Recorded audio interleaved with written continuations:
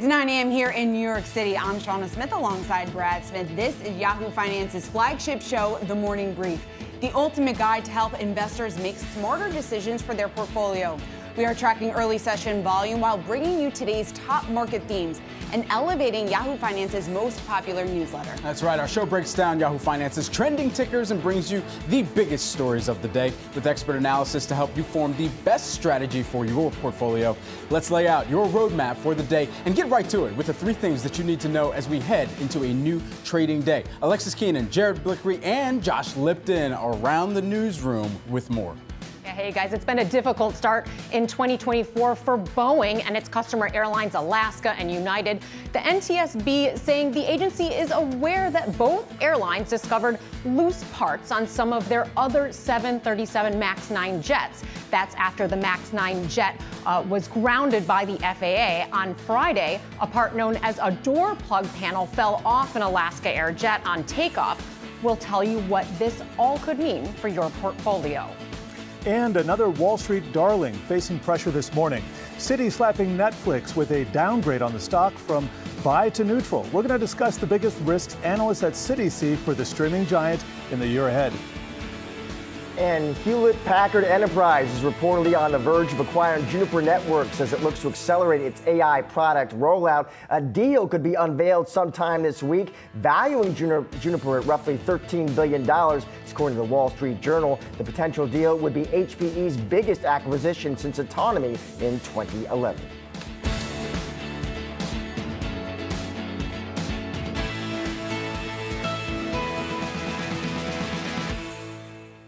Shares of Boeing, United, and Alaska Airlines giving us a mixed picture in the pre-market trading after the airlines discover loose parts on their Boeing 737 MAX 9 jets as they inspect the aircraft days after an Alaska flight left crew and passengers terrified when a door plug blew out at 16,000 feet in the air.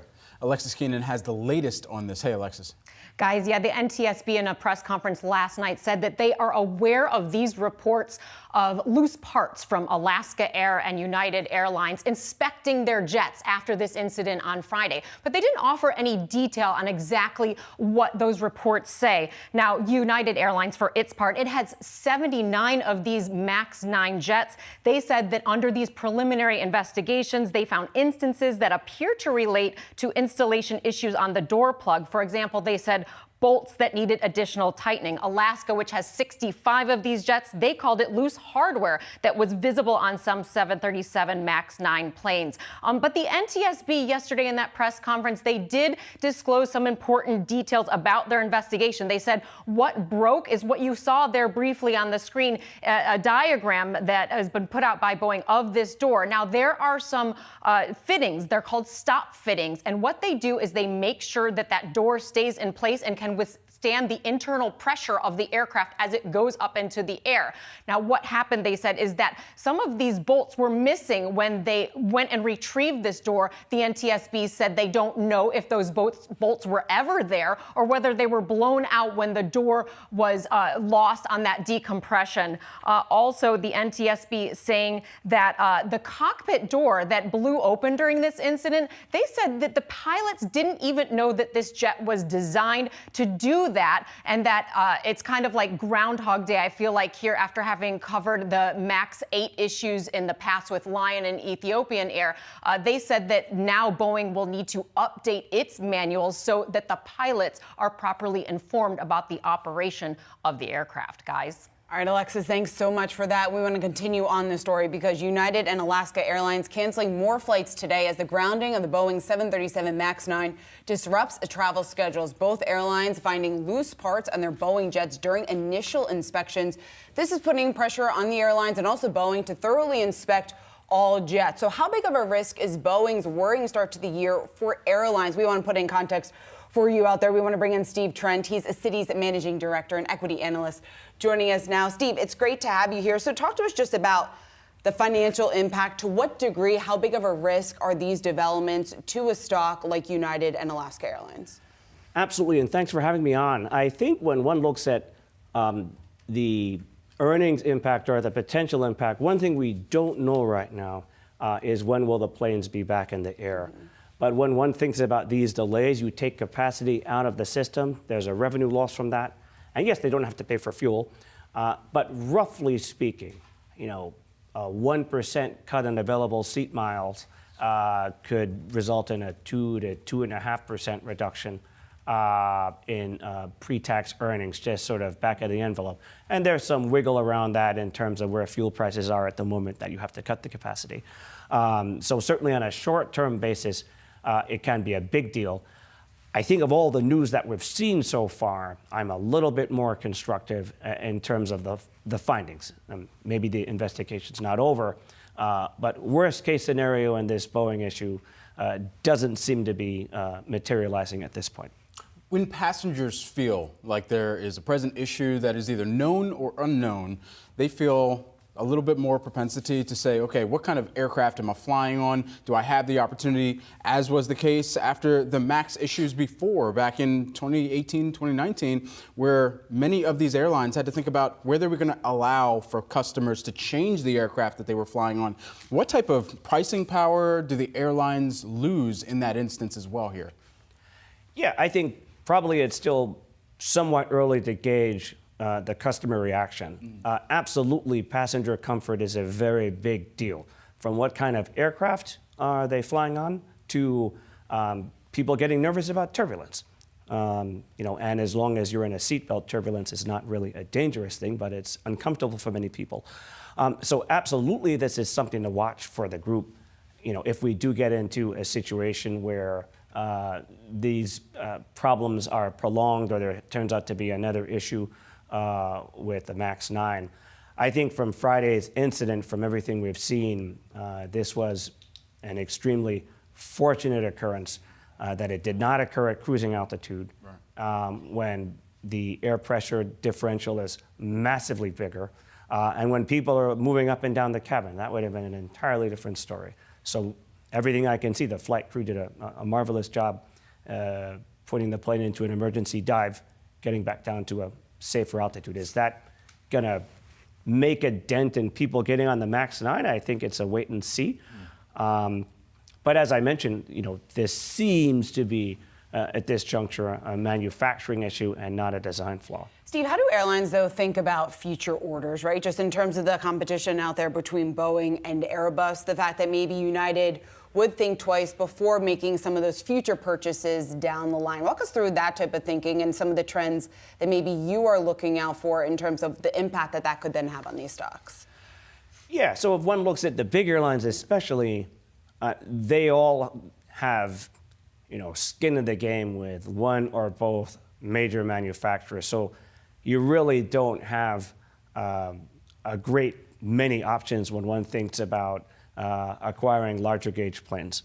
I think down the road, one of the things that it could be interesting to look at is to what extent do the airlines start to opt to lease instead of buy. So if you do see a trend towards leasing, for example, it could mean A, the OEMs continue to have a lot of production issues, or B, there is some reticence on the airline's part to take on the asset risk of some of these new planes. So we haven't really seen that so far, and fortunately, at least at this juncture, the loose bolts is somebody didn't put the door plug on properly, not like some kind of major flaw in the MAX 9's fluid dynamics. Do you think that this changes, though, and kind of piggybacking off of what Shauna just asked, on the plane order, the large plane order market share, do you think that this changes the calculus for companies who already have an existing contract for deliveries to actually exercise the option for further aircrafts to be delivered in the future? Yeah, so I think, it's a bit hard to kind of paint the broad group with one brushstroke because some of the carriers are in very different places than others in terms of aircraft availability, what kind of equipment they fly, and the availability of pilots. So when we think about what could make some difference in throughput, pilot availability and aircraft availability are kind of the two big things. So one of the things that we would note, for instance, the network majors, I would say, are having an easier time in terms of procuring pilots than, let's say, the regional airlines. So will this instance lead them to exercise options now on the MAX 9? I think it's hard to say because you've seen a lot of delays in equipment over the last couple of years, and it doesn't seem like that's going to ease anytime soon. But certainly, if we have one or two airlines somewhere that don't want to accelerate their deliveries, it might create room in the skyline for somebody else to accelerate. Steve Trent, Citi airline analyst, thanks so much for helping us break all of this down. Our own Alexis Keenan saying a moment ago, updated manuals might be yet to come. We'll see what that looks like, too. Steve, appreciate the time. Pleasure. Thanks. Well, we're also tracking Netflix shares here this morning. They're falling in pre-market after Citi raises 3 warning signs for the stock. The investment bank believes one of the biggest potential risks for Netflix investors comes from the streaming giant's lack of activity over pursuing large-scale mergers and acquisitions. We've been hearing more talks of consolidation fueling the next wave of streaming services. For more on this, we've got Yahoo Finance's Jared Blickery here to put this into context for us. Hey, Jared. Hey there, expectations are simply too high. That is a quote from the Citi analyst. And as you said, Brad, they're seeing risks in 3 key areas. And I have this on the Wi-Fi Interactive. Lower revenues, higher cash content costs, and potential M&A. And what this comes from, where this comes from, are expectations that they see the street has just gotten way too high. So number one, they're seeing the risk that accelerating revenue growth is just going to continue ad infinitum. It might not. EBIT margin expansion to new highs, muted increases in content spending. So that gets back to their cash flow, their cash burn, robust free cash flow, and also those large cash purchases. And that relates to M&A. And as you said, Brad, they have not pursued a strategy of M&A in the past. They have pivoted in the past. I can still remember when they pivoted from DVDs, and that was a major shift. And there's a lot of speculation that they might do something similar into the gaming industry. And here's a quote from the analyst over at Citi. If street estimates are accurate, and if the firm does not buy back significant stock over the next 2 years, it will have more than an $8 billion in net cash on the balance sheet by 2025, giving the firm ample opportunity to pursue M&A, and that's costly. Shareholders have been rewarded by share buybacks to a high degree in the past. And if we go back to the Wi-Fi Interactive, I just want to quickly chart the streaming space here. These squares are over the last year, so you can see at Apple, Alphabet, Amazon, it might not be their main business, but those are some of the behemoths that they have to contend with. And then here's Netflix, up 53%. But if I sort by performance, you can see a lot of the, what you would call the pure play media companies simply have not done that well over the last year. That includes Disney down 2.5% and Warner Brothers up barely 0.7%, guys. All right, Jared, thanks so much for that. We want to get to our next top headline of the day, and that is Hewlett-Packard Enterprise reportedly looking to buy Juniper Networks as it looks to accelerate its AI product rollout. A deal could be announced sometime this week, valuing Juniper at roughly $13 billion. Now, this is according to the Wall Street Journal, citing people familiar with the matter. We want to bring in Yahoo Finance's Josh Lipton here to break it all down and why this could make sense here, Josh. Yeah, it's great to be with you guys this morning. So this could make sense both financially and strategically, according to financial analysts covering HPE and Juniper. Evercore saying $13 billion for Juniper would be a fairly reasonable valuation across both peers and Juniper's own historical ranges. And the team there also says that from a financial perspective, the deal could be accretive if HPE can get Juniper's margins closer towards long-term target in the mid-20s. So what's the strategy behind this deal? Well, the Journal, which broke this news, says it's all about AI. Juniper, of course, is best known for selling hardware like switches and routers to corporate customers, but it's also operating an AI business called Mist AI, which Juniper's CEO recently talked about here on Yahoo Finance. Our mystified, what we call our mystified solution, which is driven by AI technology that's essentially enabling us to run networks more efficiently, delight our network operators, delight the end user, has grown over the last two reported quarters approximately 100% year over year. This doesn't happen by accident. We're taking share at an unprecedented rate, and this is proof that AI is not just in its hype cycle, it's proof that AI is actually delivering real results for our end customers.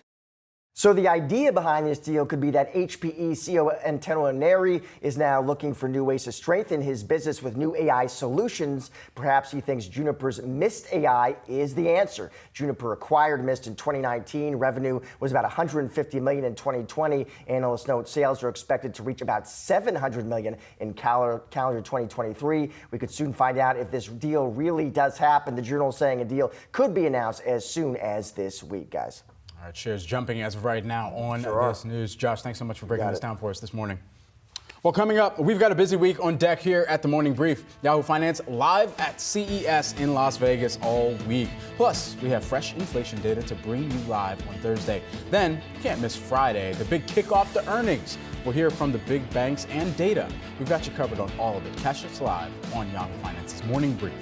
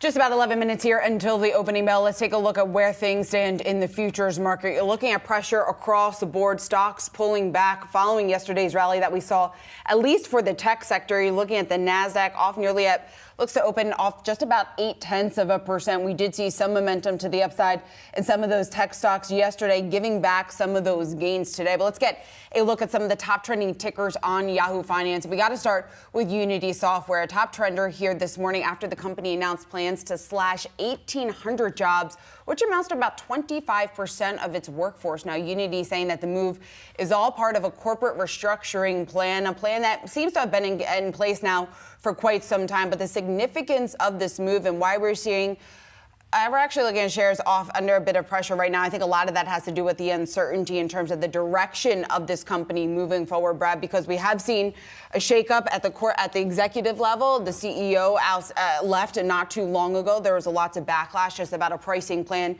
that he put forward. A number of unhappy customers, developers. He left following that. And this is not the first round of layoffs that Unity Software has announced as the company tries to restructure its business and really look ahead what is turning out to be a pretty tough time, at least for the gaming industry right now. Yeah, we might not hear more from the company until February, late February, Monday, February 26th, in fact, is when they're going to be reporting earnings. But as of right now, here's how you can evaluate this. If you're an investor trying to wrap your head around the latest fallout around a pandemic darling, of course, Unity, when they went public, they saw a 31% pop on the IPO day. You think about the kind of frame of time that they were publicly traded during 2020 and those pandemic darlings were soaring, Unity moved higher by about 120%. Since then, things have drastically changed. They've had to completely overhaul and become more of a customer-focused model is what the internals and the conversations there are really focusing in on. And what does that mean? That means a cut like this, and that follows 2 or 3 actually other cuts that took place in last year. And so now you're looking at net some back of the kind of folder calculations of 35% worth of headcount reductions versus or compared to the total figure and the total headcount figure that they had at the top in the beginning of 2023. So that is certainly in focus here on the day and potentially could be one of the other kind of unfortunate themes amid this cost discipline environment that we might hear from some of those other pandemic darlings as well. Also, the Magnificent Seven. We've been tracking this closely. Mag 7 led last year's rally, driving the tech-heavy Nasdaq higher by over 40% in 2023. And Jefferies is out with some more predictions to come for big tech names in 2024. Brent Thill, Jefferies senior analyst, joins us now for more on this. Hey, Brent, great to see you and a happy new year to you here. Let's kick things off first and foremost with the perhaps permeation of some of that momentum that we had seen during 2023 for the Mag 7 into 2024. What are your expectations there? I think 24 is going to be a good year, but I don't think it's going to be as good as 23. We think the magnitude of upside for the large cap names won't be as great. It'll broaden and it'll go to more small and mid as we see rates come lower. Hopefully the economy finds a softer landing, and that should be good for small and mid caps. And as such, our team upgraded Upwork. We're highlighting pins. There's a number of other stories across technology that our tech group is focused on. So we don't believe it's going to be concentrated as much as we saw last year in the top names, but it'll broaden out. But we do think that the backdrop of demand looks solid for advertising for the other subsectors that we cover. So we think that, again, I think just the big change is the beginning of last year, no one really knew what was happening with rates going higher and ultimate end demand. Everything kind of froze at the beginning of the year and then unfroze as we went. This year we go into everything feels good. Things are moving more normal year, and stocks have reflected a lot of that already. And so that's the only concern we have is the magnitude of some of these moves. When you look at the move that Meta had, the move that numerous tech names have had, is our only concern. When things are kind of this easy, that's when you start to say, well, perhaps there's going to be a pullback at some point, and we get an opportunity to get more energized on that pullback. Well, Brent, let's talk about your top predictions here, at least starting with the large caps. I know you're seeing opportunity elsewhere, but within the large cap space, you've been bullish on Amazon for quite some time. You think it still has legs to go higher here. What's the driving catalyst that you see for this stock and why it's better positioned among some of the other players within the space? Yeah, last year we predicted Meta as our top pick, and we're proud of that pick. That worked really well. This year, every year we switch it up, so you typically don't see the same name outperform, in the next year. So Meta was last year. Amazon's our pick this year, based on building momentum in AWS, their cloud business, the advertising business, as well as continued cost discipline in their core retail business. And Amazon stock works when they're in harvest mode, not invest mode. And we think they're continuing to harvest the investments they put in the pandemic. to get goods to you and I at a very rapid rate. So we are encouraged by the increasing margin structure. AWS will go from low teen to mid to high teen growth. The advertising business remains in a really good spot. So we continue to like Amazon and the large cap side. We still like Meta, but just believe the magnitude of the run based on what happened last year. A lot of that's already embedded in the fundamentals. All right, Brent, so let's shift from the brand of the pollen-colored smiley face over to the brand of ghost face chiller here. This is one of your top picks, is Snapchat. And so thinking through this, and we were having this discussion in our team meeting this morning, is it just about time spent and the number of content creators that are finding their way to make more and monetize and increase the amount of viewership, eyeballs, impressions that really kind of matriculate throughout the platform? Or is this a story about some of the ad spend outflows from X, formerly Twitter, as well? Yeah, I think directionally, it was obviously a difficult year for Snap. We continue to believe, and I can see it in my own teenagers' ecosystem of all their friends. They're super addicted to the Snap app. So the messaging component of Snap is highly addictive for the younger audience. And this ability to then use the rest of the platform to do advertising and other content that you can tie to as we continue to see good advertising demand across all platforms, as you mentioned. There's some outflows from other platforms like others. So we think that this will help their ability to generate more meaningful returns. We think ultimately the platform is as sticky as ever for that younger audience. And we continue to believe that the overall advertising environment is solid. And it was a really tough year. So we think that ultimately there's just their ability to improve based on how bad it was is there. Now the stock is, obviously gone from 10 to 17. It's had a pretty big recovery. So a lot of that's embedded in that move, but the continuation of those trends should help the story. Brett, running it out here with another topic of yours, you have Pinterest calling it, quote, a rare story in consumer internet. What's the bull case there in terms of what that upside looks like? Accelerating growth, accelerating margin, new management team, better engagement. We think, again, they're doing a really nice job in terms of the recovering. And again, when you think about the broadening of advertising dollars just from the big mega platforms, which we saw last year, to a more stable environment, you'll see those dollars shift. And I think the company's become more focused. And I think ultimately our analyst team who covers the story really believes in this new team, the focus that they have, and the engagement is going higher. And we think there's such a great opportunity. They're very, again, I'm on the platform and I find enjoyment, but I ultimately don't ever convert. And there's some things that I'll find, whether it's something for a bathroom we may be remodeling or something for the garage, but I literally can't just click on the item and do instant commerce. So we think this ability to then be able to browse and bump into something that you may intentionally be looking for something, but then you can transact instantly where you see that lamp or that faucet or that rug that you want for a room, or that those running shoes that make sense because your old ones are worn out and you just bump into a new pair.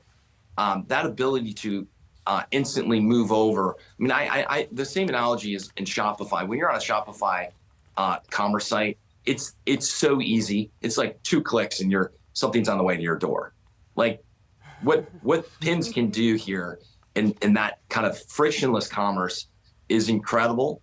And I think the overall audience can build. And I think, again, I may be the only older guy on the platform, but I enjoy it. And I think there's going to be other older guys like me that will join the platform that will find joy in what they provide. There sure should be. And I'm going to ask Brad, are you on the platform? Look, I got to find inspiration somewhere out in the streets. I was going to say, there's a lot of inspiration. Brent, we got to wear new outfits every day. I got to figure out what the cats out here in these streets are wearing when they go to work. There's a lot of valuable. Not all of us can do the quarter zip and pull that off every day, Brent. Hey, yeah, you look way better than I do. So sorry for not dressing up for you this morning. I'm just trying to be like you, my fellow. All right, Brent, thanks so much for taking the time here this morning, as always. Take care. All right, we're about 20 seconds here until the opening bell. Let's take a look. We're still looking at some pressure here. We count down to the final seconds until we get that first trade of the morning. Some excitement there on the street. Of course, the question for investors at the start of this trading day, whether or not we're going to see any of the excitement that we saw in some of those tech names carry over into a second day of trading, at least at the start. It looks like we're seeing some pressure across the board, including the Nasdaq, some pressure on the gains pressure on the names that led the gains yesterday. We want to get to our team coverage that we have at the opening bell. We have Madison Mills down on the floor of the New York Stock Exchange. Also, Jared Blickery standing by at the Interactive. Maddie, let me start with you first. What are you hearing from traders down on the floor? I'm hearing short squeeze, which would be really interesting given some of the market moves that we've been seeing, particularly yesterday. When I woke up this morning, I thought, we're going to continue the we're so back mentality, seeing so much green on the screen, driven by those 7 tech names, and particularly NVIDIA, right? Up 6% after the close yesterday, having a huge day at CES, announcing some new chips. Now, NVIDIA, AMD still leading the overall semiconductor index. That index still in the green this morning, but seeing a lot of red on the screen. I'm looking at the Nasdaq down 0.6% so far this morning after they were up 2% on the close yesterday.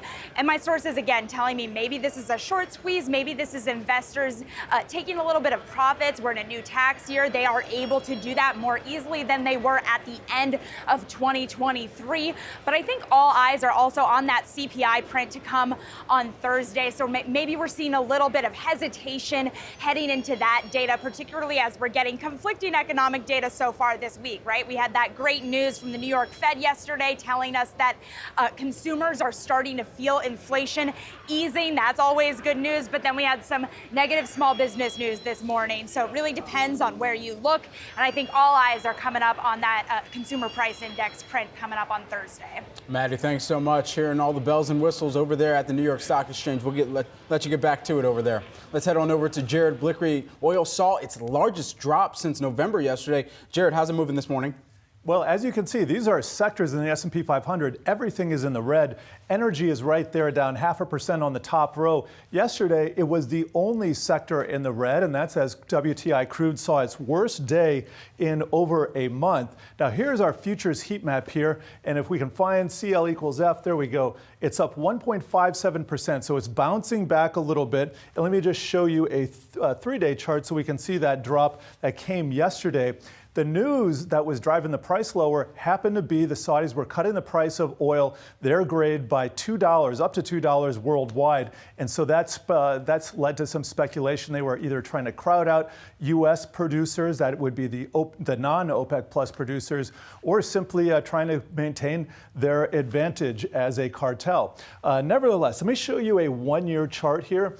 You can see that we recently came down below $60 a barrel here. This has been a support going back the entire year. We didn't quite hit it, but nevertheless, if true crude oil is in a trading range, you got to think maybe it's going to find a way to get back up to 90-something dollars per barrel. That could easily be on the conflagration that we have in the Red Sea and shipping lanes there for crude oil being closed. But nevertheless, take another look at the sector here. Action today, and we can see nothing still in the green just yet, guys. All right, Jared, thanks so much for tracking all of those moves out of the gate here this morning. Well, we've also been keeping a close eye on today's stock to watch. For that, let's go back to Maddie. Match Group getting a boost after the Wall Street Journal reporting activist investor Elliott building up a roughly $1 billion stake in the dating company. What do we know here? Yeah, this is definitely a stock that's in the green as of the market open, up about 9% so far in today's trade. And again, this is because of that $1 billion stake from Elliott Investment. Now, Elliott has a track record of proven activist investment moves that have led them to kind of turn company stocks around. And they say that's exactly what they're trying to do with Match Group. Now, I reached out to Elliott this morning. They said that they can't comment on these reports, but they did not deny this stake. So it could be interesting for investors to take a look at what happens moving forward if this report is confirmed. It could be a buy the rumor, sell the news event on this name because, again, Match really soaring in the market open here. Just to give a little bit of context, Match owns Tinder, Hinge. They acquired The League earlier this year, so they really have a stronghold over a lot of the dating apps. The only one they really don't have a stronghold over is Bumble, which is their only big competitor in terms of the market. Now, they've had a lot of issues over the past couple of years. I think in the past 7 years, they've had dozens of executive changes at the company. They've struggled to get the stock up. Their last earnings print was not good for them. Seen a lot of red in this name following their inability to keep margins, profit margins up and revenues up. They've tried things like offering an expensive membership plan for Tinder, and they have not seen success in that offering. So Elliott could be saying, we can come in, we can make some executive changes, we can turn this stock around and hopefully get this dating app driven company in the green again, you guys. Yeah, certainly. And Maddie, we know from the past success that Elliott has had, when they enter the room, a lot of executives sit up and really listen to what they have to say. So we'll see whether or not they have success here with their campaign with Match. All right, Maddie, thanks so much. Keep right here on Yahoo Finance. Much more coming from our morning brief. Stocks pulling back after yesterday's tech-led rally. We will speak with Baird's Michael Antonelli when we come back. Good morning, Wall Street. Straight from Yahoo Finance's front page to your mobile phones and to your streaming apps. Watch our new flagship show, The Morning Brief. Your first stop as we guide you through the day's market action. We give you insights into the latest market-moving news, real-time analysis of today's top stories, and actionable information about your investments. We bring you the opening bell on Wall Street. And don't miss our strategy sessions with Wall Street's top analysts. It's The Morning Brief. It's The Morning Brief. The Morning Brief. Yahoo Finance's Morning Brief, empowering you to make smart investing decisions.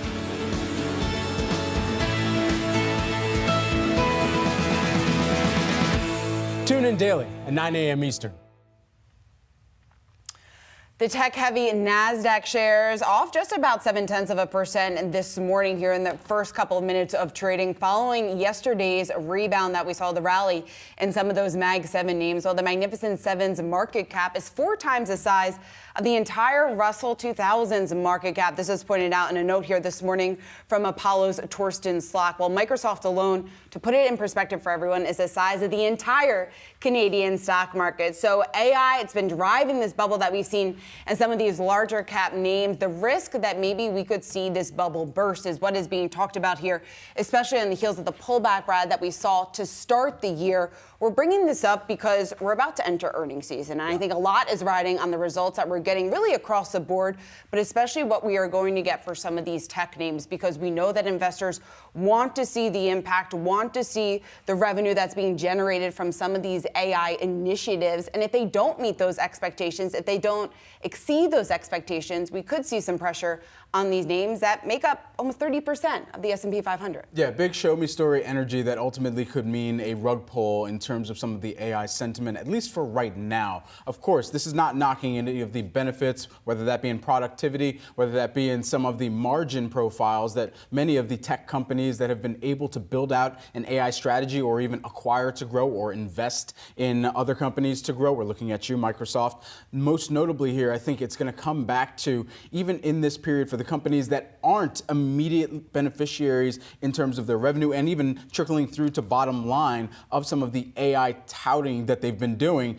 Then what does that next rotational cycle look like for the next big catalyst that they can point to where investors will believe that they're able to see a significant growth story or narrative start to emerge? However, that's still a larger question, I think, in this early throes here of 2024 right now. Certainly is. All right, well, let's talk a little bit more about the moves that we're seeing this morning and what it means for investors going forward, because big tech taking a bit of a breather, pulling back after yesterday's rally. Investors looking ahead to the inflation print that we'll get on Thursday and also the start of earnings season later in the week. So how should investors play a pullback like what we are seeing today? And for that, we want to bring in Michael Antonelli. He's Baird's managing director and market strategist. Michael, it's great to see you. So I think a lot of investors at home are questioning whether or not this bull market that we've seen, if it's still intact. What do you think?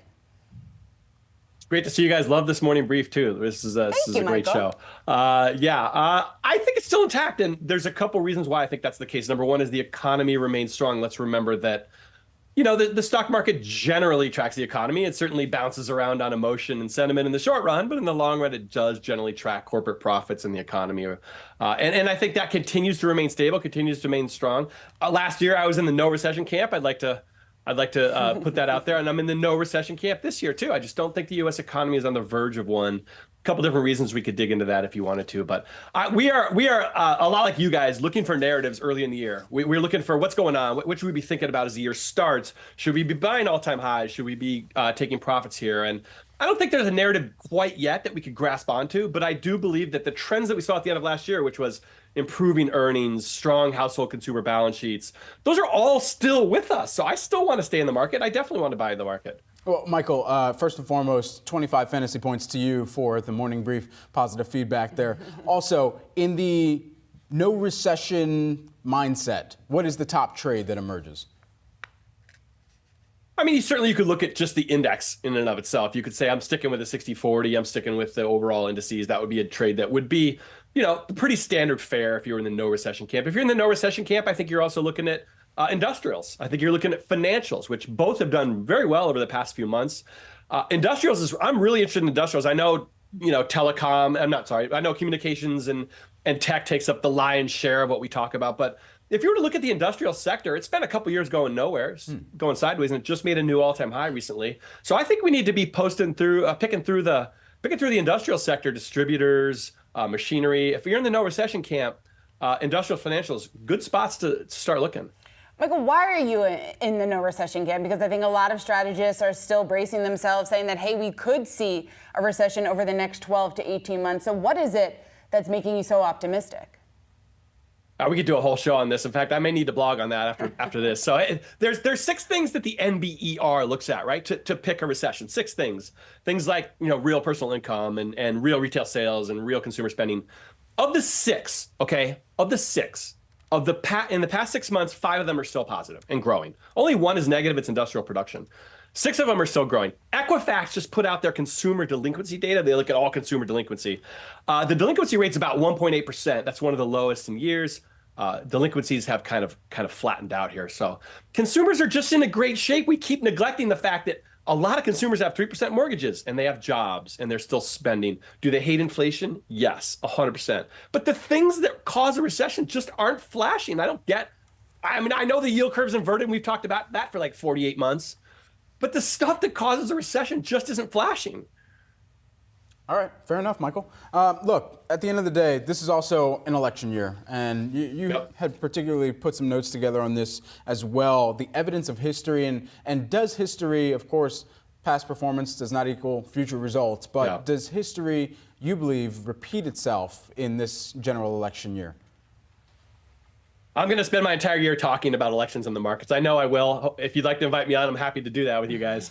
I like looking at the evidence of history, which means I like looking at what happened in the past. What were the certainly they don't repeat. Certainly that notion of past results not repeating, that's 100% true.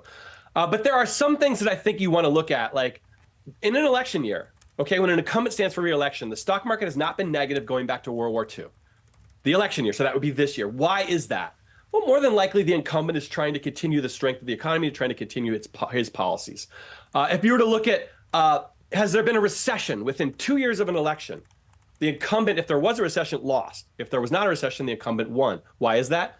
The obvious reason, right? Economic pain causes people to want to make change. So those are the evidence-based things I'm looking at to try to remind people, and you guys help me out with this year.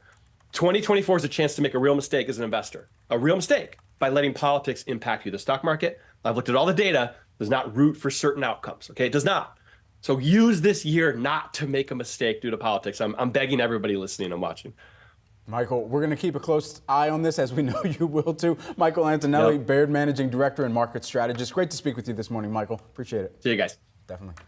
Guys, coming up, more from Yahoo Finance's morning brief. Is it too early to declare victory on inflation? We're going to speak with Gary Cohn on the other side of the short break.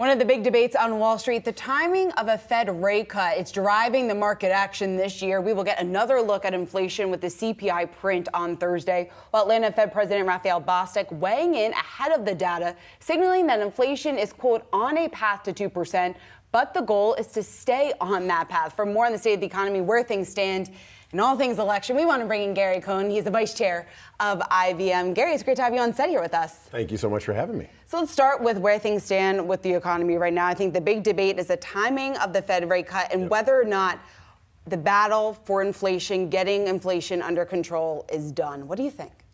Well, look, I think the Fed is continually fighting inflation because their risk right now is that they haven't done too much.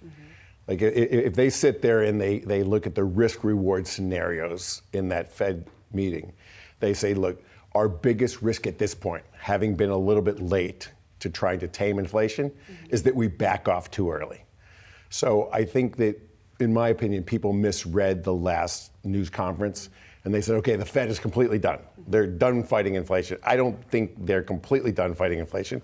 I think the Fed believes that they've done enough, but they've left themselves optionality to stay this course longer if they need to stay. And I don't mean staying the course as raising rates. Staying the course may be staying at these restrictive rates for a longer period of time than I think the market has priced in at this point. And the market right now at the March meeting, it sounds like, is looking for a cut. The first of the year, the first that we have seen since the Fed really began and had moved off of the transitory word even. So all of this considered, what grade would you give the Fed and FOMC Chair Jay Powell in how they were even able to tame and perhaps even get to that 2% target? Look, I think the Fed, once they started getting involved in fighting inflation and they got off the transitory stance, and look, it was hard. We came out of a very unique circumstance of COVID and a supply chain that didn't work. And there was a potential thought that it was very transitory. And once the Fed moved off the transitory position into realizing, look, we've got a real problem here with inflation, they did move very quickly. You saw them go from 25 basis point increases to 50 basis point increases very quickly. So they did do a good job trying to catch up with the inflationary pressures in the economy. Now they've got themselves to a restrictive rate. The question is now, how long do we need to stay at a restrictive rate? Will this continue to be a restrictive rate? I think most of us believe this is a restrictive rate, but the economy continues to grow. Most people believe that the only way to stop inflation is to tamp down employment and create more unemployment. So far, we've not seen that. We've sort of had a de-inflationary economy, but strong employment, which those historically have not gone together. Now, that said, we've seen a lot of things historically that have not gone together. Is that going to continue, though, to be the case, I think is the big question right now. If we are going to be able to avoid a recession, if, like you said, maybe the Fed needs to keep rates at a more restrictive level than maybe the market is at least pricing in right now. So the employment picture is softening. But remember, it's softening from very, very, very strong levels. So if you look at the JOLTS data, or even if you look at the unemployment data, and then you have to look at the revisions to unemployment, there's some softening in there. We see in the JOLTS data, and the thing that I look at in the JOLTS data is you look at quits. Quits to me is a very important number. People quit their job when they know they can get a better job that pays them more. The quit rate has come down quite dramatically in the JOLTS data. So people are no longer confident that I can leave my job and get a higher paying job. We've seen the amount of job openings come down in the United States. That said, there are still more job openings in the United States than there are unemployed people. So we're still in a quite accommodative situation from a labor market. So I do think that we have tamed inflation. I do think that we are heading towards a more normal economic trend, something that we haven't seen in over 15 years. And I think we all forget what normal looks like in an economic trend. But employment continues to remain strong. And I think it's going to remain strong throughout the remainder of the year. You've, of course, had a storied history across Goldman Sachs as well. I mean, you think about the bank earnings that we're set to get later on this week, and you combine that with the rate cuts that we're talking about and considering here. How well positioned are the banks for the potential fleet of rate cuts that we could see over the course of this year, if some have projected? Well, look, if you're running a traditional bank, and the vast majority of the thousands of banks in the United States are traditional banks, the most favorable environment for a bank is a positively shaped yield curve. We have been operating in an inverted yield curve, which is again, this not traditional economic cycle, this not traditional environment that we have.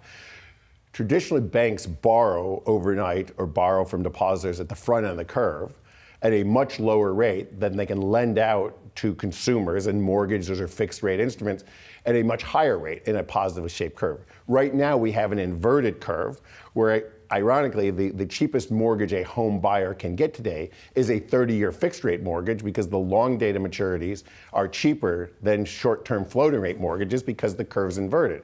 If we go to a more normalized environment and the Fed starts cutting, I think the front end of the curve comes down. I'm not sure the back end comes down. And we go to a much more favorable environment for the banking community because the cost of funding goes down dramatically. But I don't think the cost of the money they receive on lending money goes down.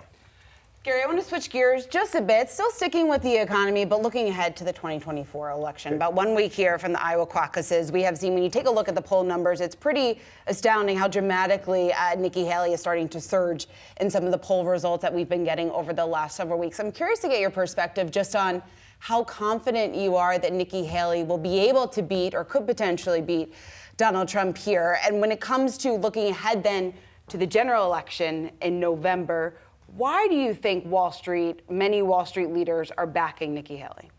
Look, I think what Wall Street is saying is, like, we like elections. We like to hear people's point of views. We like the issues to be discussed. That's what the democratic process in the United States is about. We don't like a primary system where there's not competition. So what's going on the Democratic side, there's no competition because you've got an incumbent. On the Republican side, you now have a primary process going on where the public is getting to hear a variety of views and a variety of opinions, and they get to make their decision based on the policy and opinions that they like. And I think Wall Street, like most of the world, would like to hear a variety of opinions and how people would deal with the current situation that we're in. Because look, we're in a pretty tough environment in the world today, not just economically, but if you look at the geopolitical environment and you look at the political environment, we've got a lot of problems around the world. Just quickly, if the party's nominee was former President Trump, do you believe that he would receive the same type of Wall Street support that's pouring into some of the other Republican campaigns? I think once you get through the primary system and you get a nominee late into the summer, I think that businesses will decide who they want to back, who's in their best interest, based on their policies. You know, I think the important issue here is policy. Policy drives opportunity. Policy drives the economy. Policy drives business environment, and that's what Wall Street, and that's what the industrial community, and that's what the automotive industry, that's what they'll make their decisions based on. And also there's social issues that they're going to think about. Right, even if the candidate went against the democratic process that you mentioned a moment ago.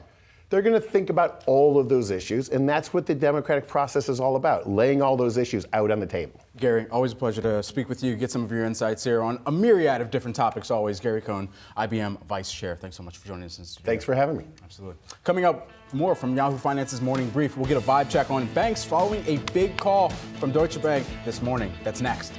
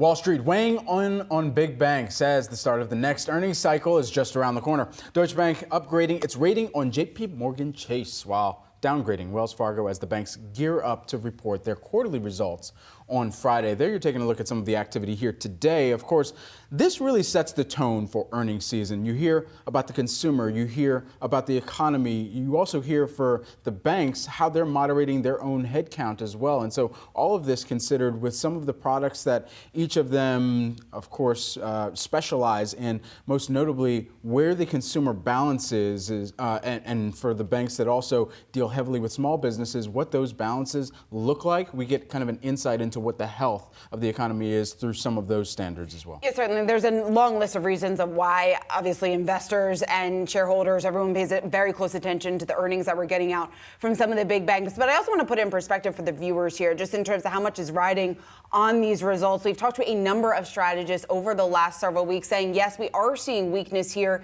at least since the start of the year within the market. A lot of that being profit taking following the massive rally that we saw at the end of 2023. But looking ahead to 2024, earnings could really be the catalyst here for the next leg higher. So if we do see a strong start to earnings season from a group of these financial stocks, that could really set the tone here for 2024, at least in the first quarter. And looking ahead to some of the things that we're going to be keeping a very close eye on within these reports.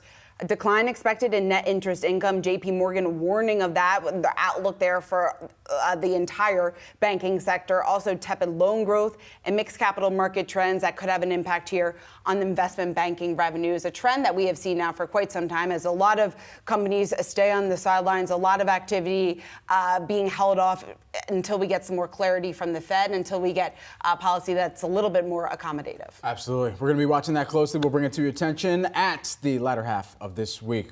We've got much more coming up on the other side of this short break.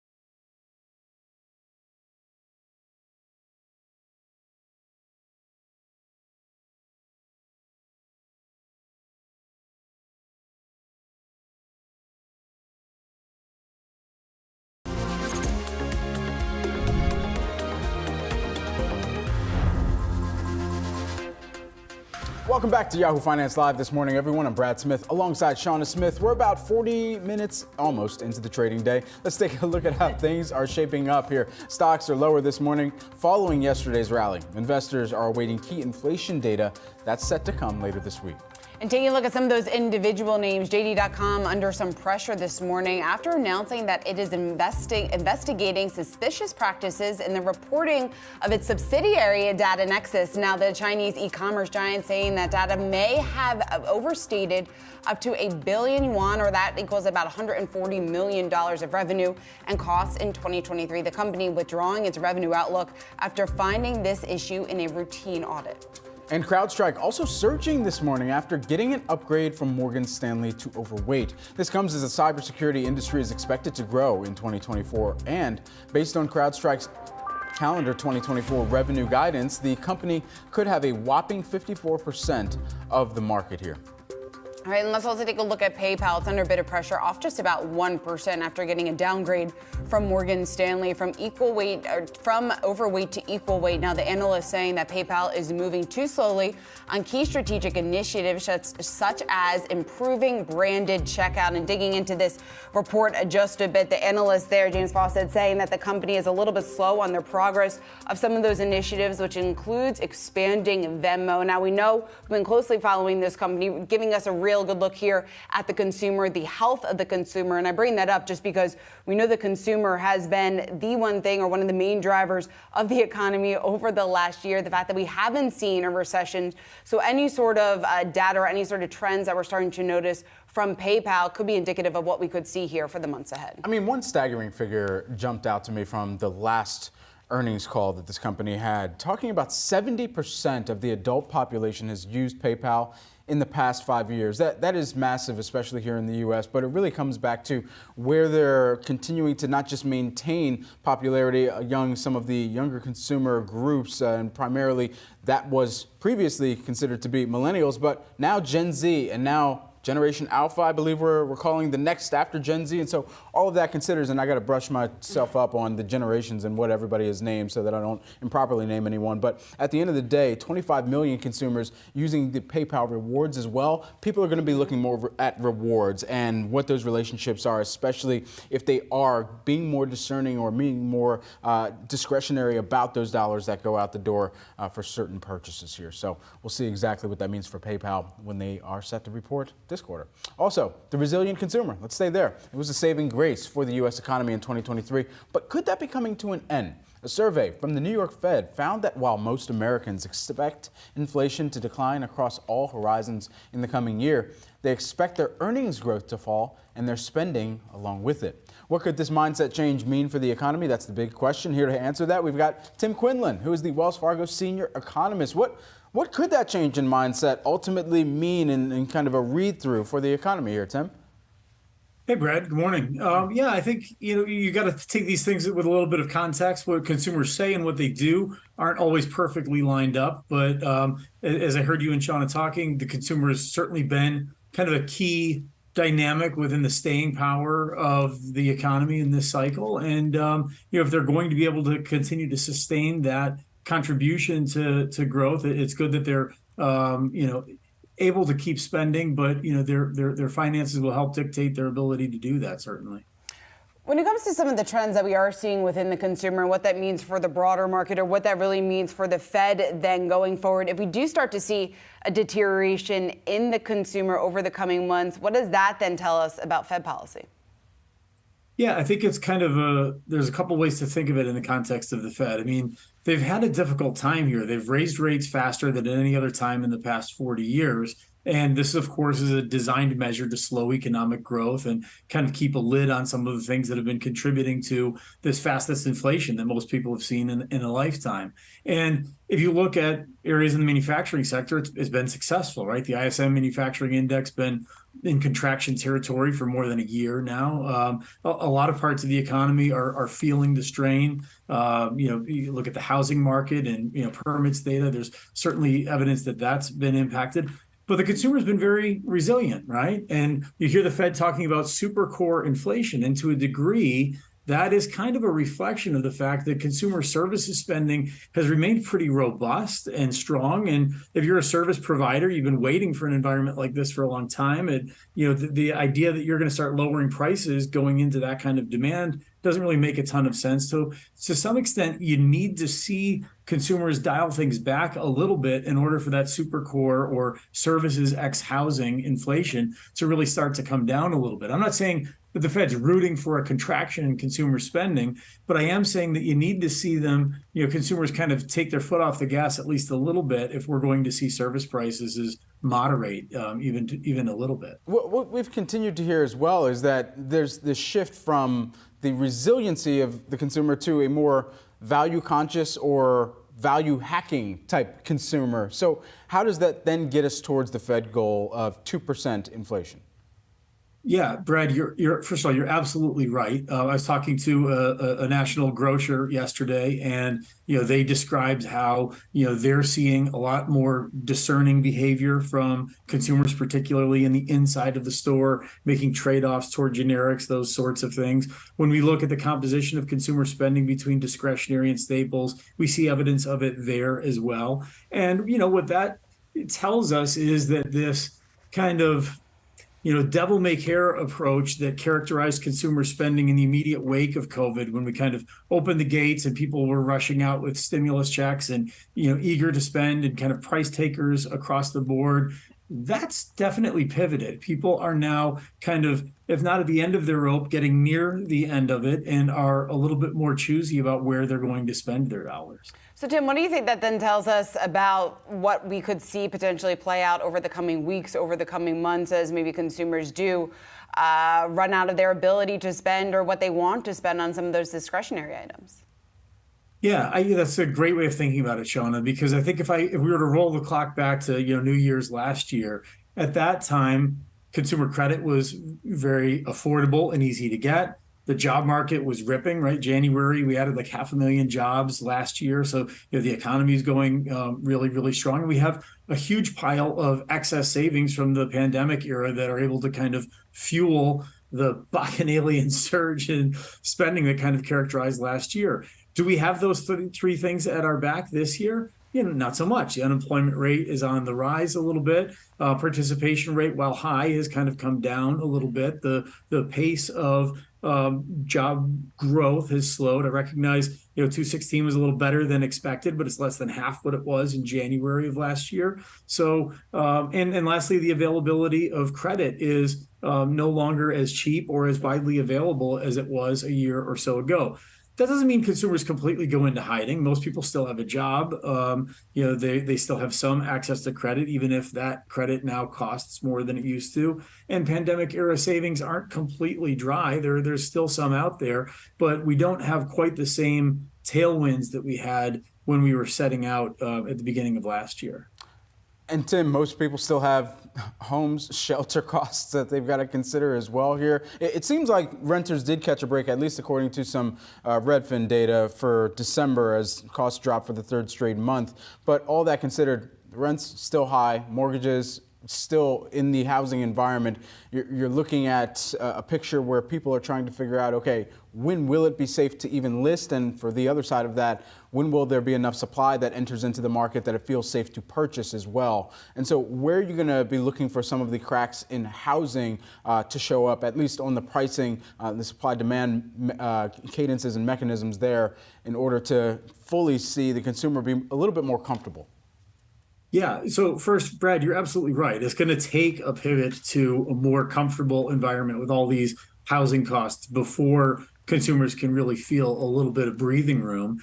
And I recognize the report noting the relative improvement there. But you go from white hot to still very, very hot. It doesn't make rent cheap. I recognize that data is correct, but we've gone from extraordinarily expensive to only very expensive.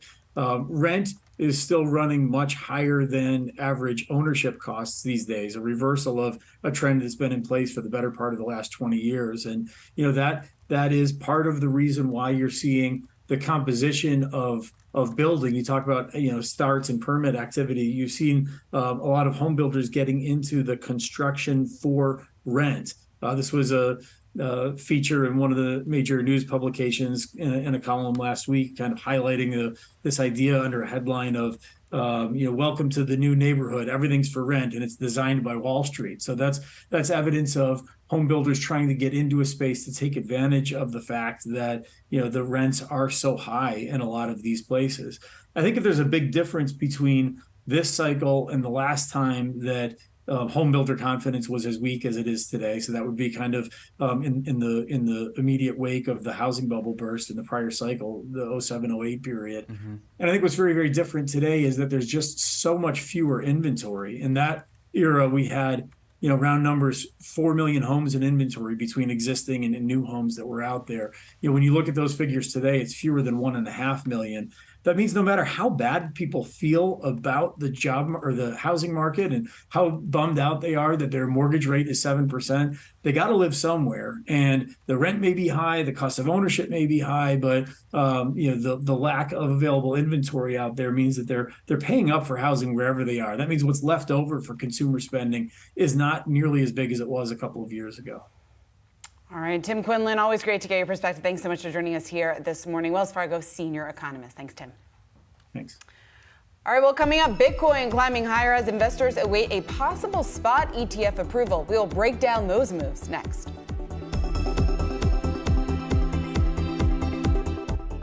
Yahoo Finance is on the ground here in Sin City, Las Vegas at CES 2024. It is one of the largest tech conferences in the world. We're here to give you the inside scoop on the technologies that will educate and enlighten and transform your portfolio.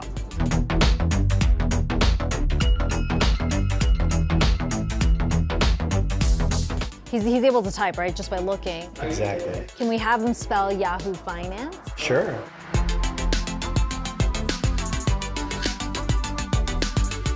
We are here with Naki Logics. It's a neural interface company that allows you to control digital devices like a laptop, hands-free, with this earpiece and facial gestures. He's not touching anything. He's not touching anything, so this is totally hands-free right now. Totally hands-free and voice-free. He's just looking at the text that he wants to type, and then it is being typed on screen. That is incredible. So this is all you need, the small earpiece. Exactly. Okay. You can play a video game. You can fly a flight simulator. Dave can fly a 737 in the flight simulator on his computer. Look straight. Look up. Looking at the top panel.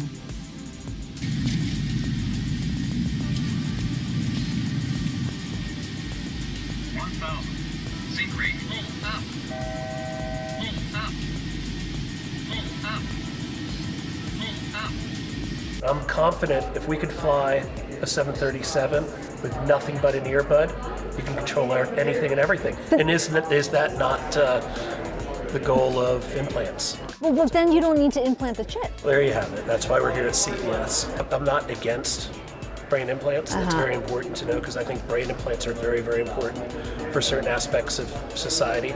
Those who are truly locked in, those who have severe neurological disorders, where technology like Naki may not be a fit. But for somebody who you want to consider a typical quadriplegic and healthier from that level, up to and including healthy, able-bodied people like us. This is the ability to almost telepathically, hands-free, voice-free, and screen-free control everything with nothing but a wearable.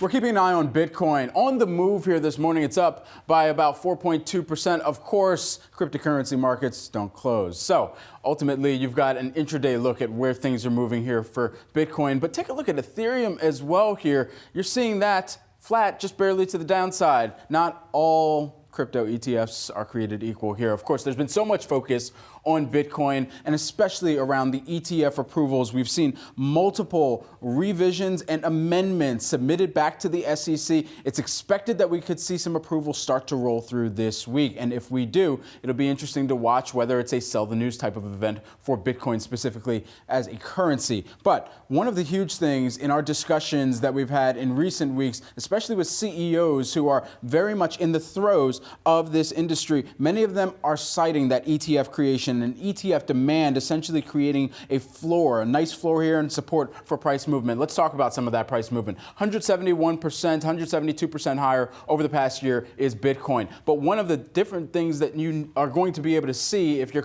comping any of the Bitcoin charts to any of the other cryptocurrencies is even as we've continued to move higher, a continued pattern of higher lows. So those higher lows rather giving us a nice step up movement here and creating some of that support. And then additionally, as you're thinking about Bitcoin, one of the huge other things to think about is what the market cap is currently sitting on. Last I checked before the show, $1.7 trillion global market cap for cryptocurrencies here. And so one of the expectations, as given to us by Dinar co-founder and CEO Lawrence Latimer, he recently told Yahoo Finance that if Bitcoin reaches gold's market cap, Bitcoin would be somewhere around $600,000 a coin, according to his projections. We also told and spoke with Riot Platform CEO Jason Less. He told us the launch of ETFs backed by Bitcoin would be an incredible tool for unlocking new pools of capital flowing into Bitcoin. Historically, a lot of investors may have had an interest in Bitcoin, have not been able to get exposure to the asset. These ETFs would allow that. So the ETFs essentially creating that nice pathway and the higher lows that we were mentioning before. And ultimately, it'll be one thing to track going forward from here to see if there are other cryptocurrencies that are able to see a rising tide in inflows as well, or if it will be more concentrated into what's been popularly known as digital gold, Bitcoin in itself here, Shauna. We will see how this all plays out. All right, but let's take a look at one of the trending tickers here on Yahoo today, and that is Tilray. It's on the move to the downside, off just about 5.5%, despite reporting a narrowing loss and record revenue. Now the company posting sales of $194 million. That was up 34% from a year ago, and an adjusted a net loss of $2.7 million, narrower than what we saw a year ago. The results from Tilray coming as cannabis stocks struggling to gain attraction with investors. Tilray is down about 19% over the past 52 weeks. So what's the play in 2024 for the sector? We want to bring in Dan Aarons. He's a portfolio manager of Advisor Shares Pure U.S. Cannabis ETF. It's great to have you here. So let's talk about the momentum, lack thereof, that we're seeing from cannabis stocks right now. Are we going to see that turn around at all in 2024? What's the play? I think we absolutely are. And to use the word play, the play would be U.S. cannabis. A big part of my job is educating people on not blindly investing in cannabis when you hear about potential reform coming in the United States. People need to know what they own and understand the differences between a company like Tilray, who's listed on a U.S. exchange, and is the most heavily traded cannabis stock out there and a big name, but they can't do any cannabis business, THC business in the United States. Tilray loves talking about the United States. I think they actually revel in the confusion that unknowing investors might have. Tilray's earnings this quarter were okay-ish. A big part of their revenue was beer sales, not cannabis sales. Also a good move in European sales. But they're only allowed to, sell cannabis products in North America in Canada, not in the United States. They also have a bad habit of over-promising, under-delivering quarter after quarter pretty often. We hold that stock in our YOLO. That's the ticker symbol, YOLO ETF. That's our global strategy, but not our much larger MSOS ETF. That's the largest cannabis fund in the world. It's focused just on the United States, as I said. And I'm going to go ahead and say, I think cannabis, U.S. cannabis, has a good chance to be the top performing industry, top performing sector in 2024 with the reform we're expecting in the U.S. That's really interesting here, Dan. So how much of that also hinges on the results of the 2024 election, specifically at certain state levels, as we know cannabis is going to be back on the ballot in some new jurisdictions? Well, cannabis has been growing state by state in the United States. There's only 12 states left that don't have any legalized cannabis. More often we're talking about medical cannabis. But then other states that have had successful medical cannabis programs often look to add adult use onto the ballot. So cannabis continues to grow in the United States, but the big elephant in the room is at the federal level. These companies are facing major headwinds. A lot of people expected reform when Biden first got elected and Democrats got control of the House and sort of the Senate. But they made promises before that election and have failed on those promises. But this year, we feel strongly that we're finally going to get federal reform by bypassing all those politicians and having the government agencies do it. You know, the HHS wrote a letter that Biden asked for over a full year ago, recommending a rescheduling of cannabis. Now it's in the hands of the DEA.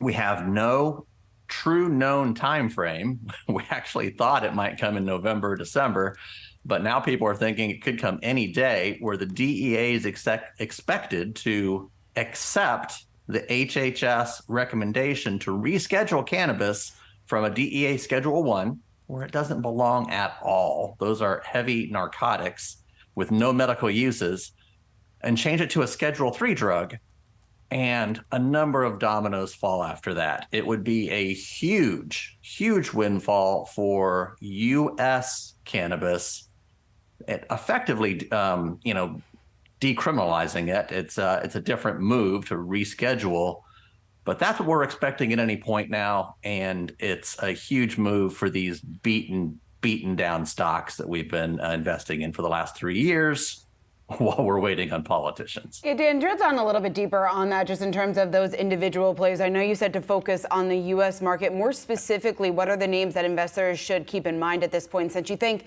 it's going to be a top performing sector this year? Well, very simply, you can look at our fund, Advisor Shares Pure U.S. Cannabis ETF, MSOS, because we have the holdings on the website every single business day. So our top pick, we're very heavily weighted in, is Green Thumb Industries. Now, this is a multi-billion-dollar company at this point, operating in many states, primarily in the Midwest and the Northeast, but a big footprint. Best-in-class operator, but like all the other companies in this area, they're hampered by not being on major U.S. exchanges, therefore not able for many institutional investors to invest in. They're traded OTC in the U.S., but listed on a secondary exchange in Canada. But GTBIF is easily our top pick. Right behind that, we have Curaleaf. Curaleaf, by many measures, is the biggest cannabis company in the world. Recently was able to uplist, we call it, to the Toronto Exchange, which is a major international exchange, much better than the smaller secondary exchanges in Canada, but still traded OTC in the U.S. and facing many of these same problems. So our fund is very heavily weighted in those two. But again, anybody can look at our website every single day. And because our fund it's not an index, right? It's an actively managed fund. We don't overly actively manage it, but I call it a little bit like a voting machine. You can see our top weighted holding is our number 1 pick. Our 2 weighted holding is our number 2 pick, and you can see the others as well. Dan, appreciate the time here, covering all things of the canna trade here, if you will. Dan Ahrens, who is the Advisor Shares Pure U.S. Cannabis ETF Portfolio Manager. Thanks so much for taking the time. We'll also be diving into the cannabis market some more later today. We've got the Tilray CEO, Irwin Simon, sitting down with Julie Hyman and Josh Lipton in the 4 p.m. hour. We'll be right back.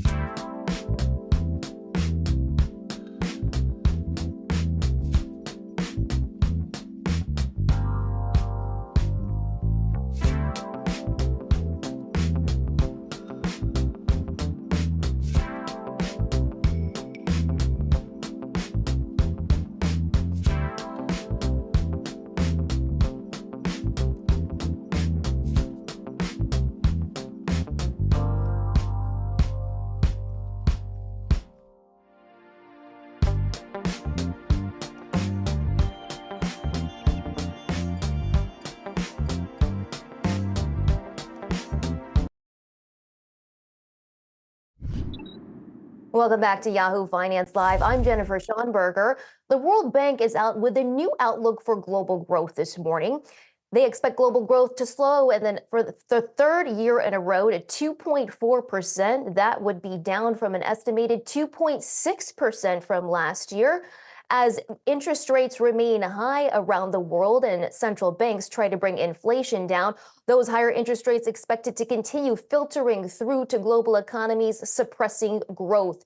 At the same time, global trade is expected to remain weak this year. For more insight on this report, I want to welcome into the program Deputy Chief Economist of the World Bank, Ian Cohn. Ian, thanks so much for joining me. It's great to see you. Thank you. Great to see you, Jennifer. Ian, given your outlook, do you believe that central banks can successfully bring down inflation without causing a recession globally?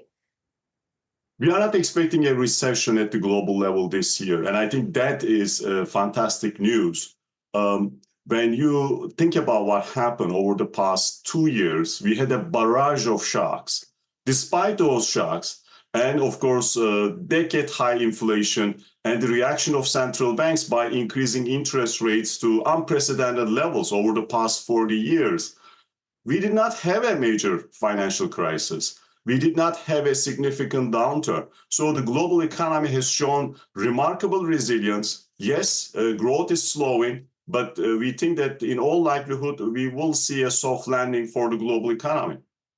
So while you do expect a soft landing, you expect growth will remain well below potential absent some sort of corrective action from policymakers for the rest of the 2020s, right? What's really driving that? So there are some good news, the resilience and having still good growth. I think these are good news. At the same time, when you look at the bigger picture and put these growth numbers into historical perspective, you realize that over the 2020-24 period, global economy has registered the weakest growth rate in a half decade.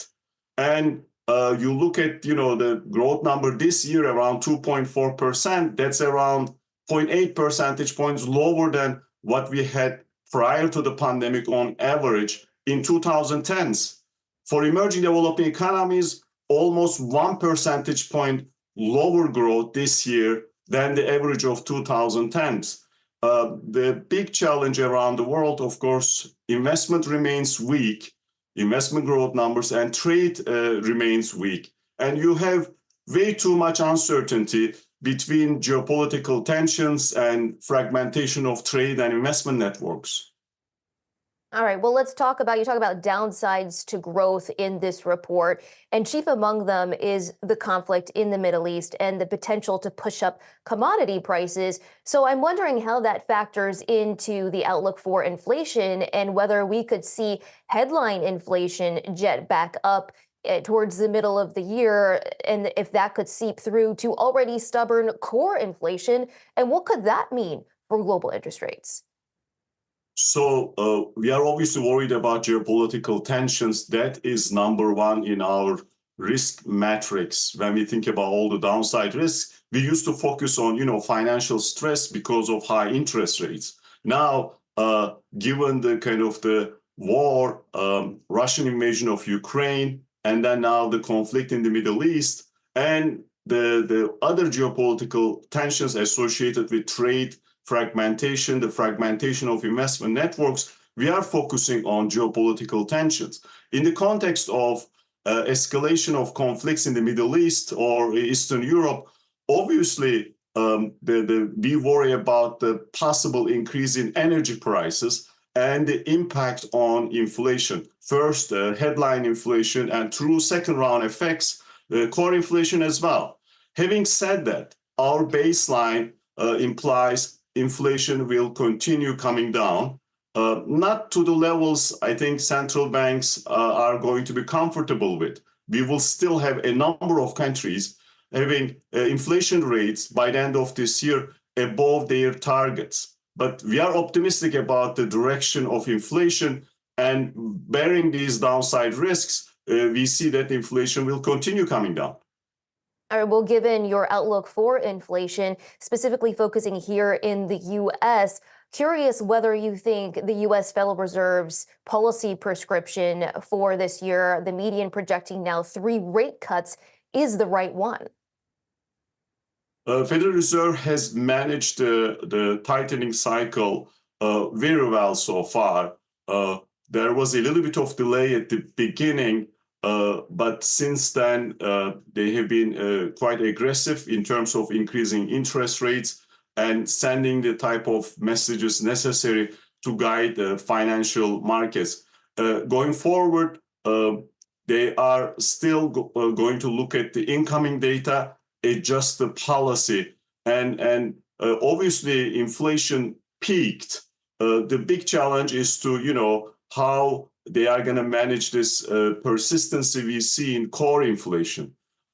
Interest rates will come down sometime this year, probably in the second half, depending on the direction of activity and inflation. But we are expecting the U.S. central banks to be very careful in its interest rate decisions and not to go easy before having, this conviction about sustained decline in inflation. Also want to ask you about China, because you expect growth in China to slow to the lowest level in 30 years. I have 4.5% here in my notes. That would be down from what you expect to be just over 5% for last year. All of this also as they're dealing with issues in the property sector. Does the World Bank believe that the issues in the property sector will remain contained as we've seen so far? And if not, how does that bode for global growth, given that China is the world's second largest economy? China is a major economy. It has substantial spillovers to other economies, especially commodity exporters. As you said, the growth this year will be the weakest over a long time period, except the pandemic period. Now, the Chinese policymakers are well aware of the problems in the property sector. They have already undertaken certain measures. We think that the fallout from the property sector will remain contained if Chinese policymakers continue, this vigilance when it comes to financial sector implications of, the challenges we see in these real estate companies. Having said that, beyond the cyclical issues, China is facing some serious structural issues in the context of demographic challenges, in the context of overinvestment in certain sectors. So growth will be slower this year, even slower next year. But we are expecting a smooth transition to slower growth, more manageable, more sustainable growth in China. All right, well, we'll have to leave the conversation there. We are out of time. Always so much to talk about with you. But Ian, we look forward to talking with you again soon. Thank you. And that's Ian Cozy, Deputy Chief Economist of the World Bank. We will be right back after this. Yahoo Finance is on the ground here in Sin City, Las Vegas at CES 2024. It is one of the largest tech conferences in the world. We're here to give you the inside scoop on the technologies that will educate and enlighten and transform your portfolio.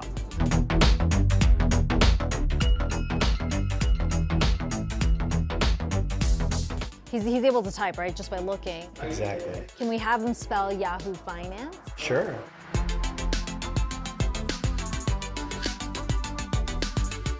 We are here with Naki Logics. It's a neural interface company that allows you to control digital devices like a laptop, hands-free, with this earpiece and facial gestures. He's not touching anything. He's not touching anything, so this is totally hands-free right now. Totally hands-free and voice-free. He's just looking at the text that he wants to type, and then it is being typed on screen. That is incredible. So this is all you need, the small earpiece. Exactly. Okay. You can play a video game. You can fly a flight simulator. Dave can fly a 737 in the flight simulator on his computer. Look straight. Look up. Looking at the top panel.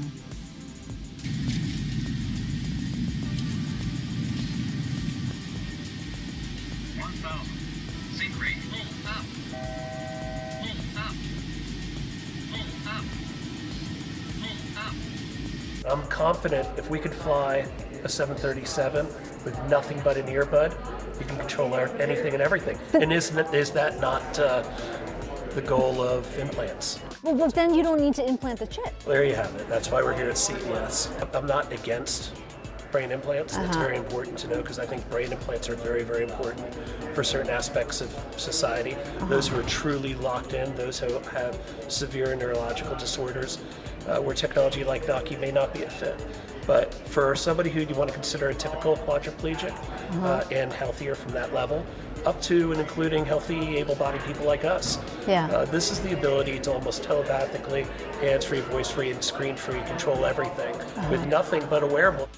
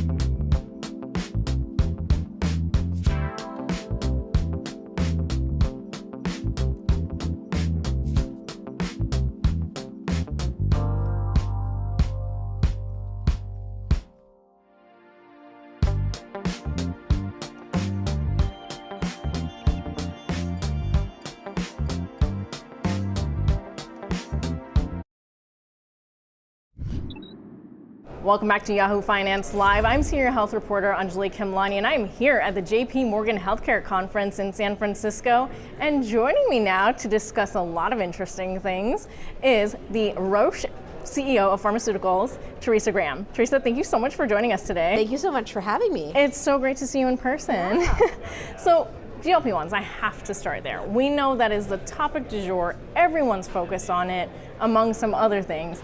But it's one that Roche has recently invested in, coming back into the space after some time off. What is that like now? What is the company focused on? And how do you plan to differentiate in what is going to be a crowded field? Yeah, so at the beginning of last year, we really took a step back and took a hard look at the cardiovascular and metabolism space. I mean, I think, more than anything else over its 125-year history, Roche has defined itself as a company that follows innovation. We've been much less focused on specific therapeutic areas and much more around where do we see innovation that can actually drive global health forward. And so as we are really having a little bit of a renaissance in the cardiovascular and metabolism space, we're learning so much more about human biology, we're learning so much more about the genetics of disease.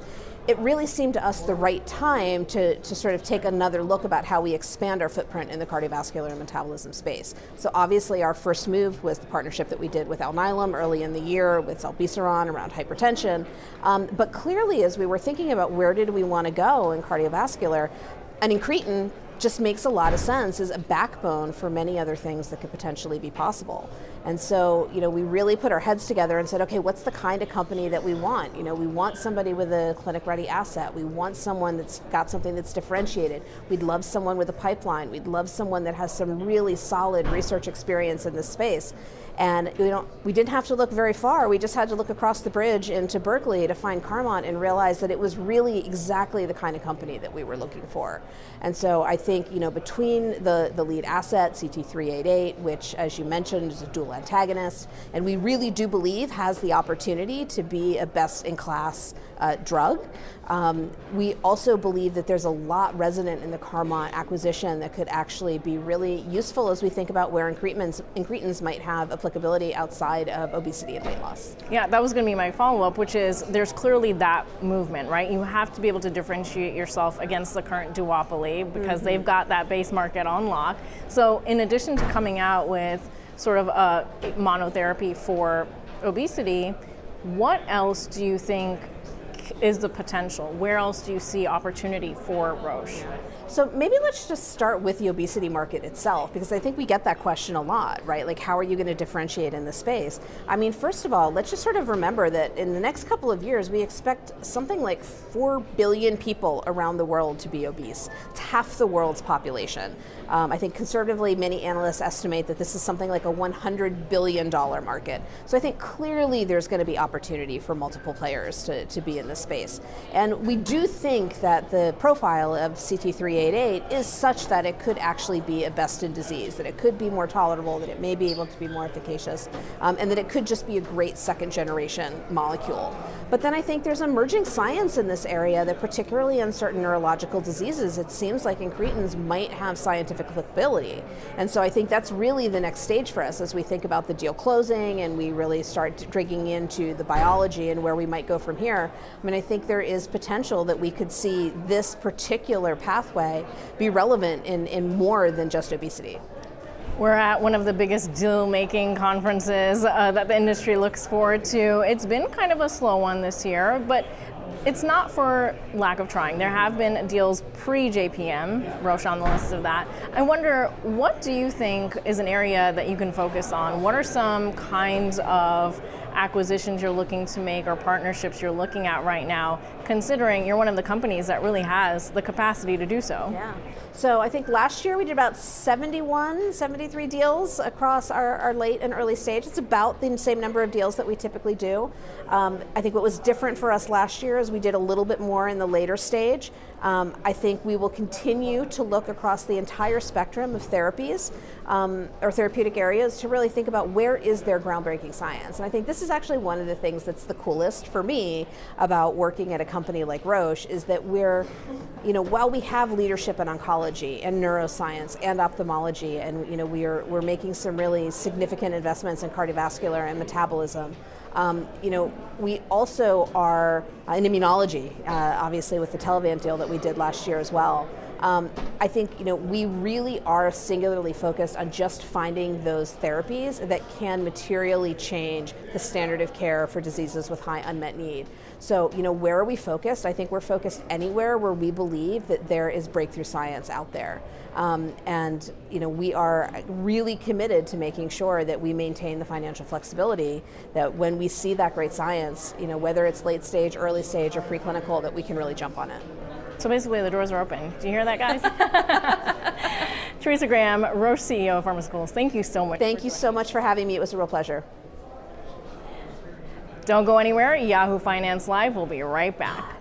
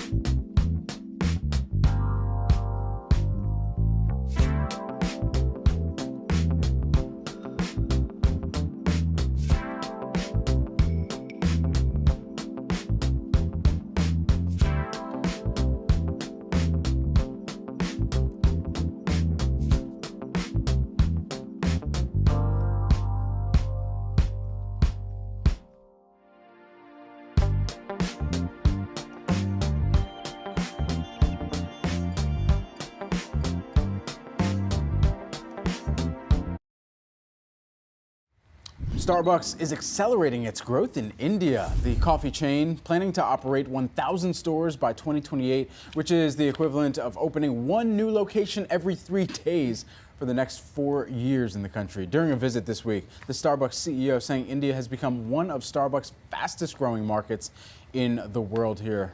Not the only brand to chart course for India and make sure that they're also welcoming many of the consumer constituents into their locations. We know that Apple has opened its first retail store there, and we'll see what Tesla does in the region as well. Elon Musk and the Prime Minister Narendra Modi have had recent meetings as well that could lead to even more development within that region, and we know that some of the job postings have actually already started to go up for Tesla too. Yeah, certainly there's a real bet on the rising middle class in India. A number of companies, US-based companies, seeing real opportunity for growth overseas, and it's interesting here that this announcement is coming at this time because we know Starbucks has been struggling here in the U.S. There was a recent note out over the last several weeks from JP Morgan, the analyst there, saying that, hey, maybe the Christmas promotions didn't stack up to what we saw play out in the fall. That could be a real risk here for the stock heading into the next quarterly earnings season. When you take a look at the performance of shares, even over the last year, the stock off just about 10%. So they're searching for growth, betting on India, betting on future success there with 1,000 store plans by 2028.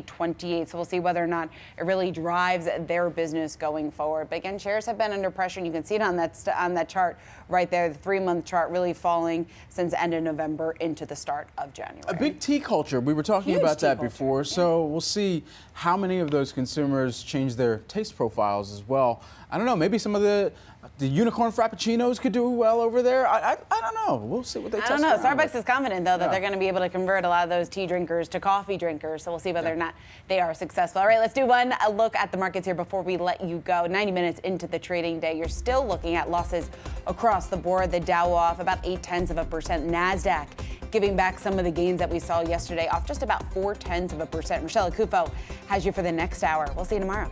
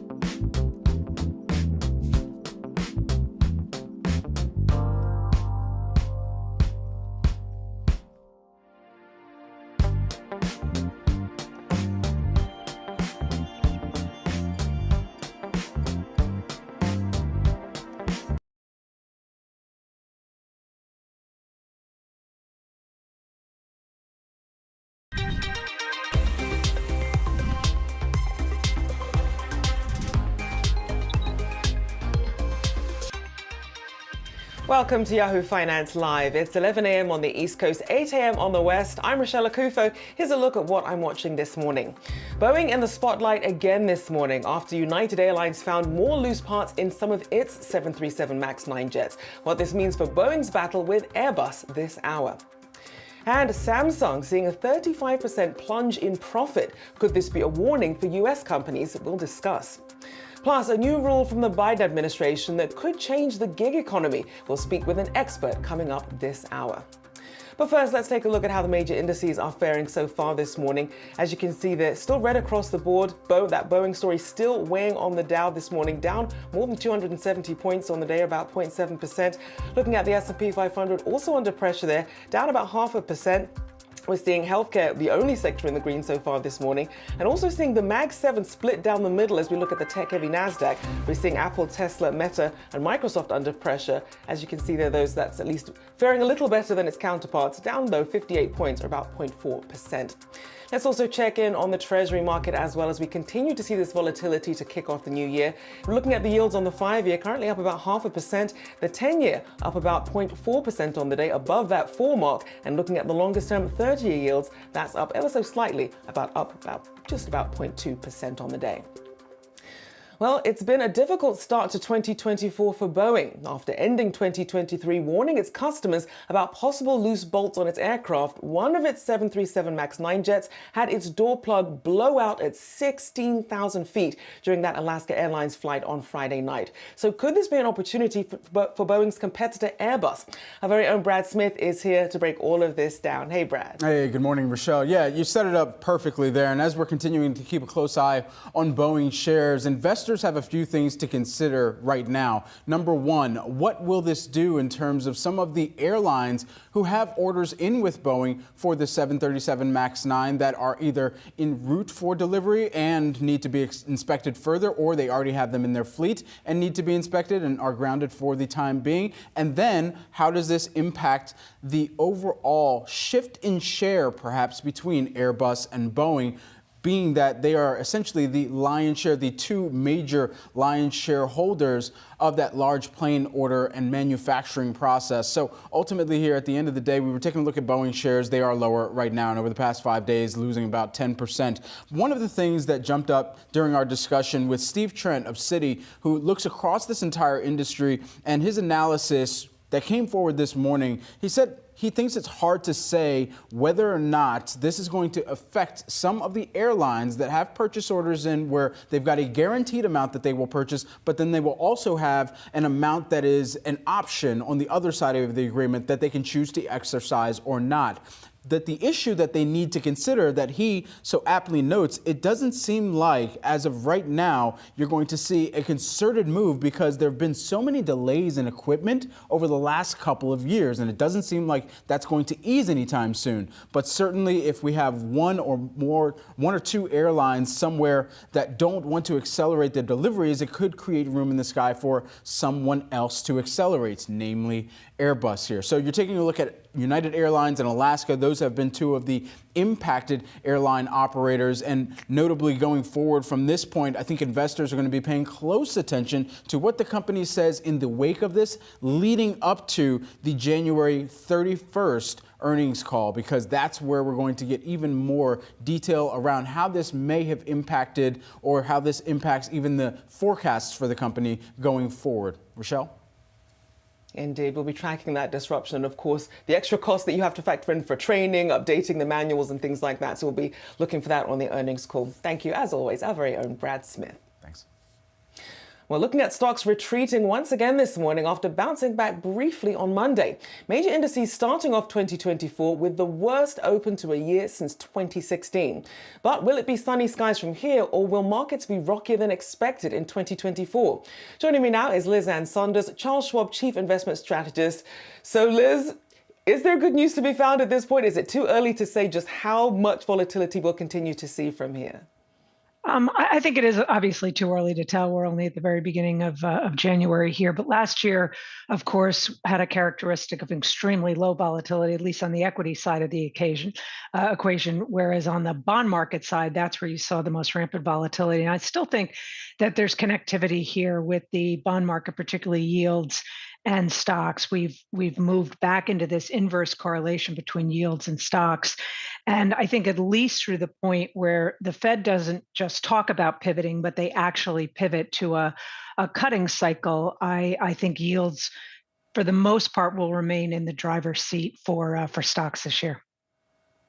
And Lizanne, we did see people with some profit taking, especially after the rally led by the Mag 7 here. Yep. What does the outlook look like now? Because it's a bit of a mixed picture here, and we're going to expect a lot out of these earnings calls to get a bit more detail as to where these profits are going to come from and what the margins are looking like.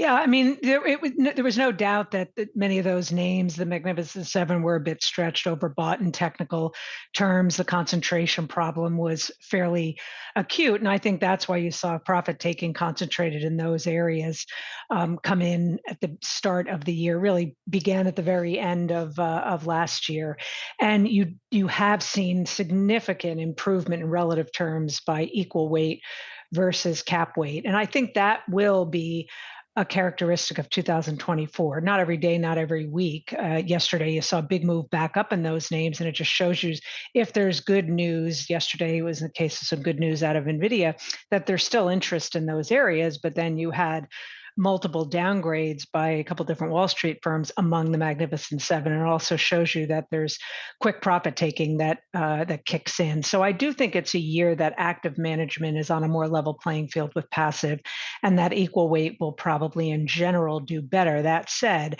I wouldn't sacrifice quality if you're going down the capitalization spectrum. Stay up in quality. And so as we did see the rally at least somewhat broaden, what are some of perhaps the names that aren't getting as much love and attention that could, and which ones do you see having more upside right now? Well, I don't cover individual stocks at all. So I think, again, what we focus on, the farthest we go sort of down from the 30,000 foot view is on factors, which is just another word for characteristics. And I think there's a lot more focus these days on investing based on or screening for factors versus monolithic sector-based calls. And the factors that we continue to emphasize, which have this quality wrapper around them, are factors like high interest coverage, strong free cash flow, positive earnings revisions, positive earnings surprise. And I would apply that factor screening, as I mentioned, even if you go down the cap spectrum, because in particular in an index like the Russell 2000, you still have a hefty share of that index that is not profitable, almost a third of a share of that index that are zombie companies, don't have the cash flow to pay interest on their debt. So that's the type of focus we bring into the mix as it relates to stock pickers out there. And of course, as we look at not just what's happening with the market, looking at what's happening with the Fed and what we saw with December's jobs numbers, really surprising there. How does that change the tone for investors coming into this earnings season? Well, I would say the December jobs report, which we just got last Friday, the headlines were positive given the better than expected payrolls and no change in the unemployment rate, but the details were much less healthy or robust.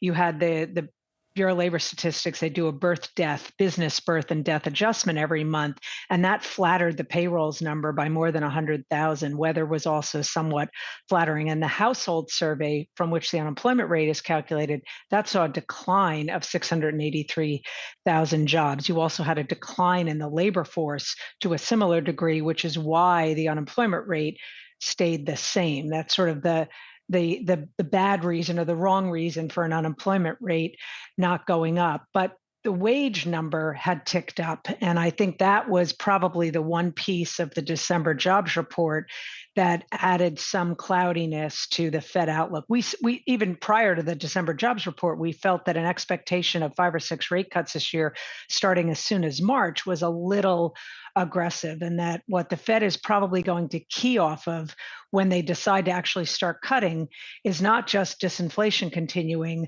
but the labor market, which is their other mandate, coming into clearer focus. And I think the mix of what we saw in the data, if anything, reinforced that view that maybe early March is a little too aggressive. So, Lizanne, in terms of what you'll be watching for then going forward, in terms of some of the markers that we might see some sort of change in the market, is it going to come down to a Fed pivot at some point, or are there some other underlying factors that you think aren't getting as much attention? Obviously, the market is very focused on the Fed pivot, and there is still a yawning gap, as I mentioned, between the market's expectation and what is picked up in terms of an expectation in the Fed's dots plot. And I do think that will correct by the market having to move a bit more toward what the dots plot show, meaning, yes, I think rate cuts will start this year, but maybe a little bit later. And I think that perspective around Fed policy and how the bond market reacts to that, both in terms of shorter term yields, but also longer term yields, at least for the first few months of the year. That's what I think all investors should keep a close eye on. Obviously, the inflation reports that come in are going to grab a lot of attention, but it's in conjunction with labor market reports, not just the monthly, but unemployment claims, both initial and continuing, the quits data that you get out of JOLTS, some of the regional Fed data on employment. I think you want to stay very focused on employment data, not just monthly jobs reports. Indeed, because we do tend to see those knee-jerk reactions from the markets as they're really sort of honing on a month to month and not taking a holistic view of what's happening overall. Appreciate you for joining us. Liz Ann Saunders, Charles Schwab Chief Investment Strategist. Thank you so much. Thanks. All right, coming up, a change is going to come. At least that's what gig workers are hoping for as the Biden administration issues a new rule on the matter. We'll tackle that next. Yahoo Finance is on the ground here in Sin City, Las Vegas at CES 2024. It is one of the largest tech conferences in the world. We're here to give you the inside scoop on the technologies that will educate and enlighten and transform your portfolio.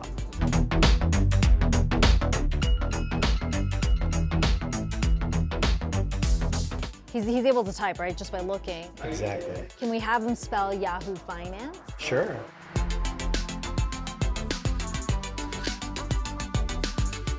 We are here with Nakilogix. It's a neural interface company that allows you to control digital devices like a laptop, hands-free, with this earpiece and facial gestures. He's not touching anything. He's not touching anything, so this is totally hands-free right now. Totally hands-free and voice-free. He's just looking at the text that he wants to type, and then it is being typed on screen. That is incredible. So this is all you need, the small earpiece. Exactly. Okay. You can play a video game. You can fly a flight simulator. Dave can fly a 737 in the flight simulator on his computer. Look straight. Look up. Looking at the top panel.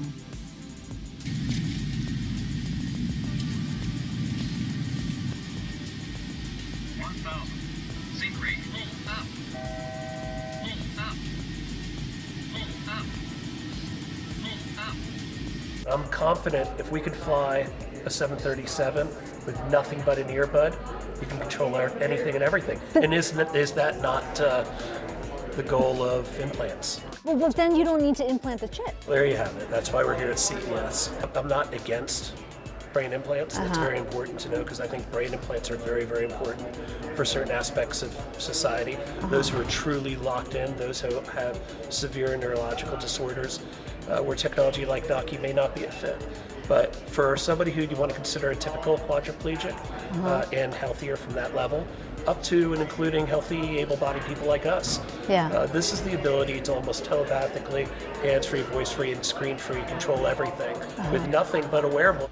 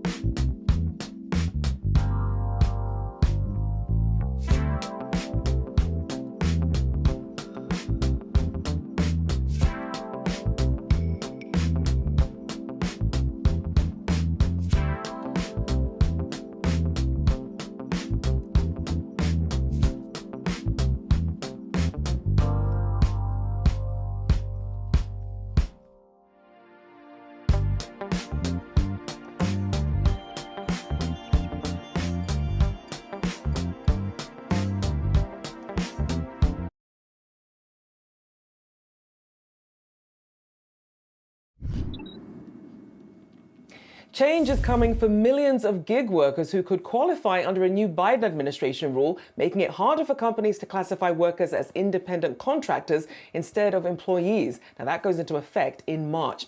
Now, in tandem, the Labor Department also rescinding a Trump-era rule today that had broadened the classification of independent contractors. The revamped rule means easier access to benefits, protections, overtime, higher wages, and more. So how will companies that rely on independent contractors and gig workers, like your Uber, Lyft, DoorDash, and others, offset these added costs? Let's bring in Michael Burnick, Duane Morris LLP employment attorney and former California Labor Department director, to discuss more. Welcome back to the show here. So for people who are seeing these announcements crossing today, what should they be aware of as a gig worker as to how they should be navigating this?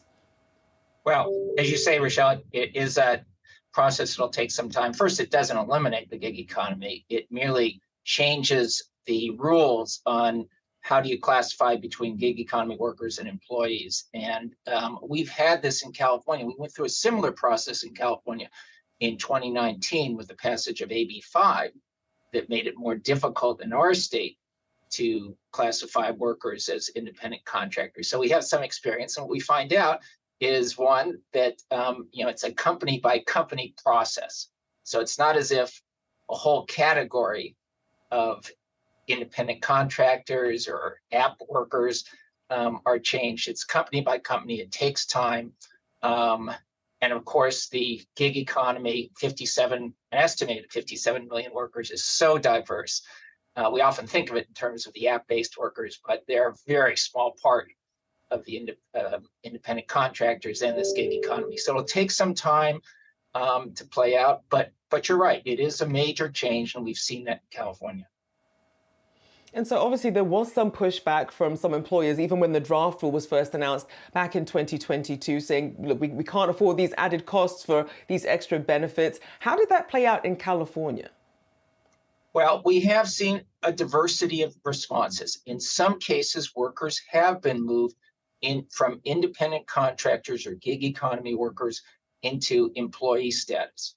In other cases, though, Rochelle, workers who are independent contractors found their positions eliminated. Employers or companies did say, we just can't afford if we have to move you into employee status. So it's had that diversity within and among employers. Some have been able to move people on. As I say, others have decided they just can't absorb the additional costs. So it really has split among sectors, among occupations. And as you mentioned, there, not just gig workers who have a high amount of independent contractors. You think construction, you think healthcare. If you're an investor and you're seeing some of these new rules come into place, then what should you be paying attention to? And what do you think perhaps is a good place to start looking at some of these companies beyond your Ubers and your DoorDashes? Well, as you say, the Ubers and DoorDashes, the whole app-based, which we often think of in terms of the gig economy, is really less than 10%, of the gig economy workers. They're in construction, they're in trucking, they're in hairdressing and other fields. So it's diversity. I think the rule, as you point out, came out initially in October of 2022. Then there was a market response in terms of particularly Uber, Lyft, some of the app-based ones who saw their shares go down. On the other hand, I think now the market has recognized that this isn't going to have at least an immediate dramatic impact. And I would think that at least going forward in the next months, we won't see any dramatic change. And Michael, in terms of the pros, as a worker, obviously your added benefits, higher wages, etc. But what about on the downside? Because one of the things that people liked about independent contracting was perhaps some of the flexibility. Are there any downsides that we should be aware of? Well, a lot of upsides, but it's very interesting, Rochelle. We had hearings here in California throughout 2019 on the change in classification, which the so-called ABC test, which bears similarity to the Biden rules. And there are a lot of independent contractors, particularly in trucking, but a wide range of construction and other fields, who came out and said, we want to be independent contractors. A lot of the so-called creatives came out and said, we want to be independent contractors. Now, that may be false consciousness or some mistake on their part, but I don't think so. And it shows that I think within the independent contractor rule, the idea that all people want to move into employee status. Some certainly do, and for many, it's a positive thing. But there's a strong, significant core of current independent contractors who prefer to be that. Indeed, because you see a lot of these people having sort of juggling multiple contracts at once, and I guess for them it wouldn't be to their benefit necessarily. Appreciate you breaking the data down. Michael Bernick, Dwayne Morris LLP employment attorney and former California Labor Department director. Thank you so much. All right, coming up, Samsung joins Apple under pressure. Is consumer demand killing phone sales? Dan Howley tells us more next.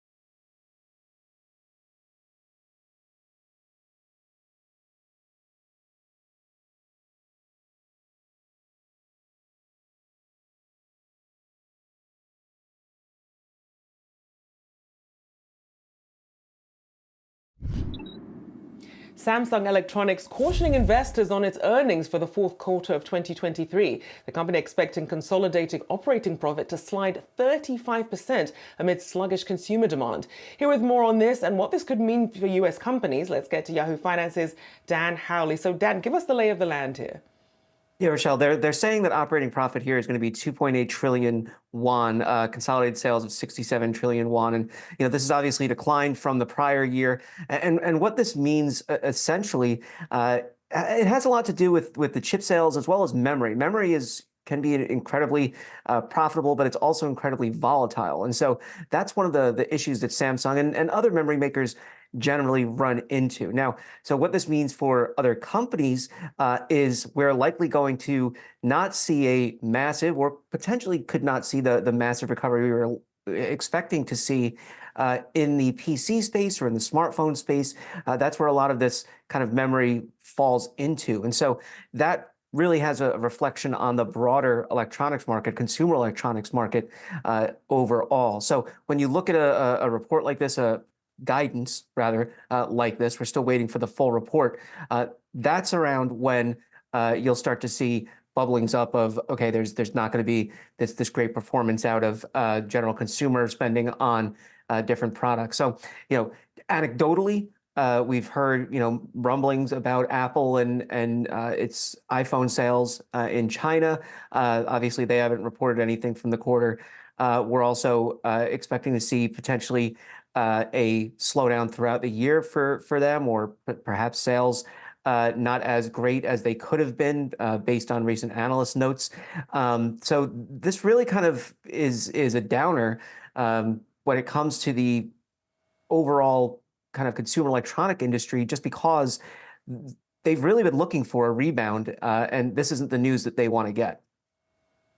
Indeed. So when you look at it in context of where we were sort of in that pandemic surge of everyone sort of rushing to get their electronics versus where Samsung is now, as well as what we're seeing with chip demand, then are we not expecting an upswing in chip demand going into 2024? I mean, there still should be an upswing at some point, right? I think it's just perhaps the Q4 period isn't when it happened. So, there's this talk of, we were going into Q4. Obviously, Q4 is a huge quarter for consumer electronics. It's a very cyclical industry. But when it comes to 2024 itself, that's really when the liftoff is supposed to happen. When it came to PC sales, they were supposed to have bottomed out in Q3, where we were supposed to start to see a little uptick in Q4, and then that would roll into 2024 and beyond. And look, we're still kind of dealing with the holdover from when people went out and purchased tons of devices at the start of the pandemic in 2020. And so, we're 4 years on. A good number of people should be out, or should eventually start going out, buying PCs, buying smartphones, tablets, things along those lines. But maybe it's just not taking off as quickly as they expected, at least in Q4. Yeah, I mean, it makes sense, especially people trying to turn their purse strings here, maybe not ready for those upgrades and new phones just yet. Appreciate you, as always, our very own Dan Howley. Well, 2023 saw a slowdown in the pace of EV sales, putting a speed bump in the Biden administration's goal of 50% of all new vehicle sales to be EVs by 2030. While high interest rates and elevated prices may be dimming consumer interest in fully electric vehicles, there are other challenges left to tackle as electrification's push continues. Here to discuss is Deloitte Automotive Research Lead Ryan Robinson. Ryan, thank you for joining us this morning. So as we look at this EV transition, we keep hearing about some of the demand slipping, but what's at the root cause of it? Is it just about inflation, or what else is at play? Well, hi, Rochelle. Thanks for having me. So we think that there's an elephant in the room here, and that's vehicle affordability. And it's affecting the demand or the momentum towards electric vehicle sales. In our latest 2024 global automotive consumer study that's releasing today, as a matter of fact, through our work at CES, one of the questions that we ask, and we've asked for many years, is what type of engine consumers would most like in their next vehicle. And the study results suggest that there is a bit of a rebound in the number of consumers that are wanting what you might call a more traditional internal combustion engine. So last year, the percentage of consumers that were telling us that they want an ICE vehicle was about 58%. Now it's about 67%. So there is a bit of that lift, and we think that's got a lot to do, as I said, with affordability. When you consider where consumers, the U.S. consumers, are at the moment, we've got about 43% of consumers that are telling us that they wouldn't be able to afford a major unexpected expense in the next 3 months. You've got half of consumers telling us that they're concerned about the level of savings that they have. And, concern about credit card debt in our studies has risen, from about 23% where we were this time last year to about 30% on the last study pulse, which was just a couple of weeks ago. So, there definitely is an affordability issue out there, and we think it's a huge concern for the industry going forward. So Ryan, how big is the gap between what people are willing to pay for an EV based on your survey versus what we're currently seeing by some of these EV makers out there? Yeah, so overall in our study, we asked consumers just what they're expecting to pay for their next vehicle. So just overall kind of transaction price. And about 8 out of 10 consumers are telling us that they're expecting to pay less than $50,000 for their next vehicle. When you bring it down to what consumers are actually concerned about and where the rubber meets the road for them is monthly payment. And again, you could argue that the concern is at least as great, or even the situation is greater when you factor in the impact of elevated interest rates right now. You've got 84% of consumers telling us that they're expecting to pay less than $600 a month. And when you consider where average monthly payments are right now, a lot of people out there, a lot of people that are tabulating these numbers on a month-to-month basis are clocking in, well over $700. So there is this kind of Grand Canyon chasm opening up between what consumers are expecting to pay and the reality of market conditions when they go to buy their next vehicle.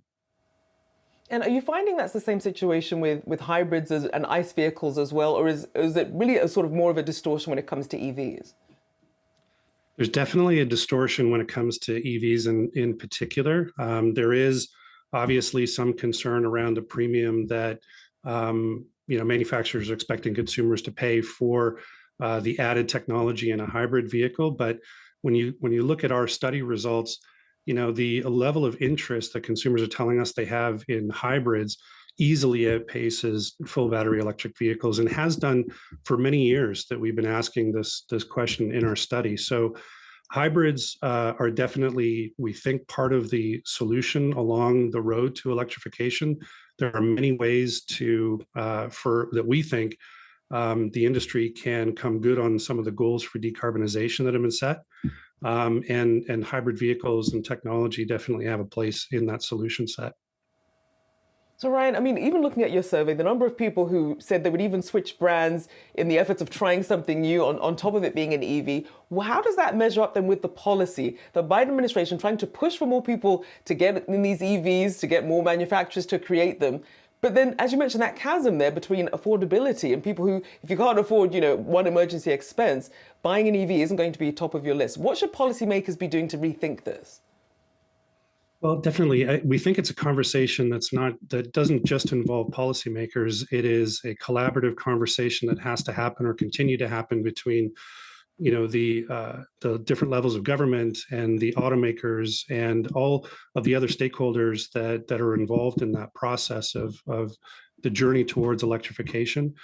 We do think you can't get away from the issue of affordability. I mean, just the idea that we don't have a lot of automakers with full ranges of electrified vehicles even now that would be viable solutions for consumers to consider as their next vehicle is one of the driving factors for some of the fluctuations that we see in that consumer loyalty or brand loyalty issue that you mentioned. So right now, if you account for consumer switching between brands within brand families, we've got about 45% of consumers in the U.S. telling us that they're intending on going outside of the brand family of vehicle that they currently drive for their next vehicle, and that should be a real concern for automakers and indeed the whole industry going forward. So a combination of certainly the incentives structures that we have are helping. It's not necessarily a long-term strategy. We think that there's a lot more work to be done on taking cost out of the manufacturing process to really attack that affordability issue, particularly with EVs. And once we can get the cost down for EVs, start allowing consumers to kind of sit at that intersection of what they want to drive, which is SUVs and pickup trucks and and getting access to electrification, but doing it at a price point that they're willing or increasingly able to pay. That's the kind of balance that we got to strike going forward. And it does explain why we see that high interest in EVs, but we don't actually see people buying them. And then you have car makers sort of stuck in the middle, trying to manage how that translates into demand. I appreciate you taking the time to break that down for us. Ryan Robinson, thank you so much. Thank you. All right, coming up, crypto companies paid big time in 2023. What it means for the sector next.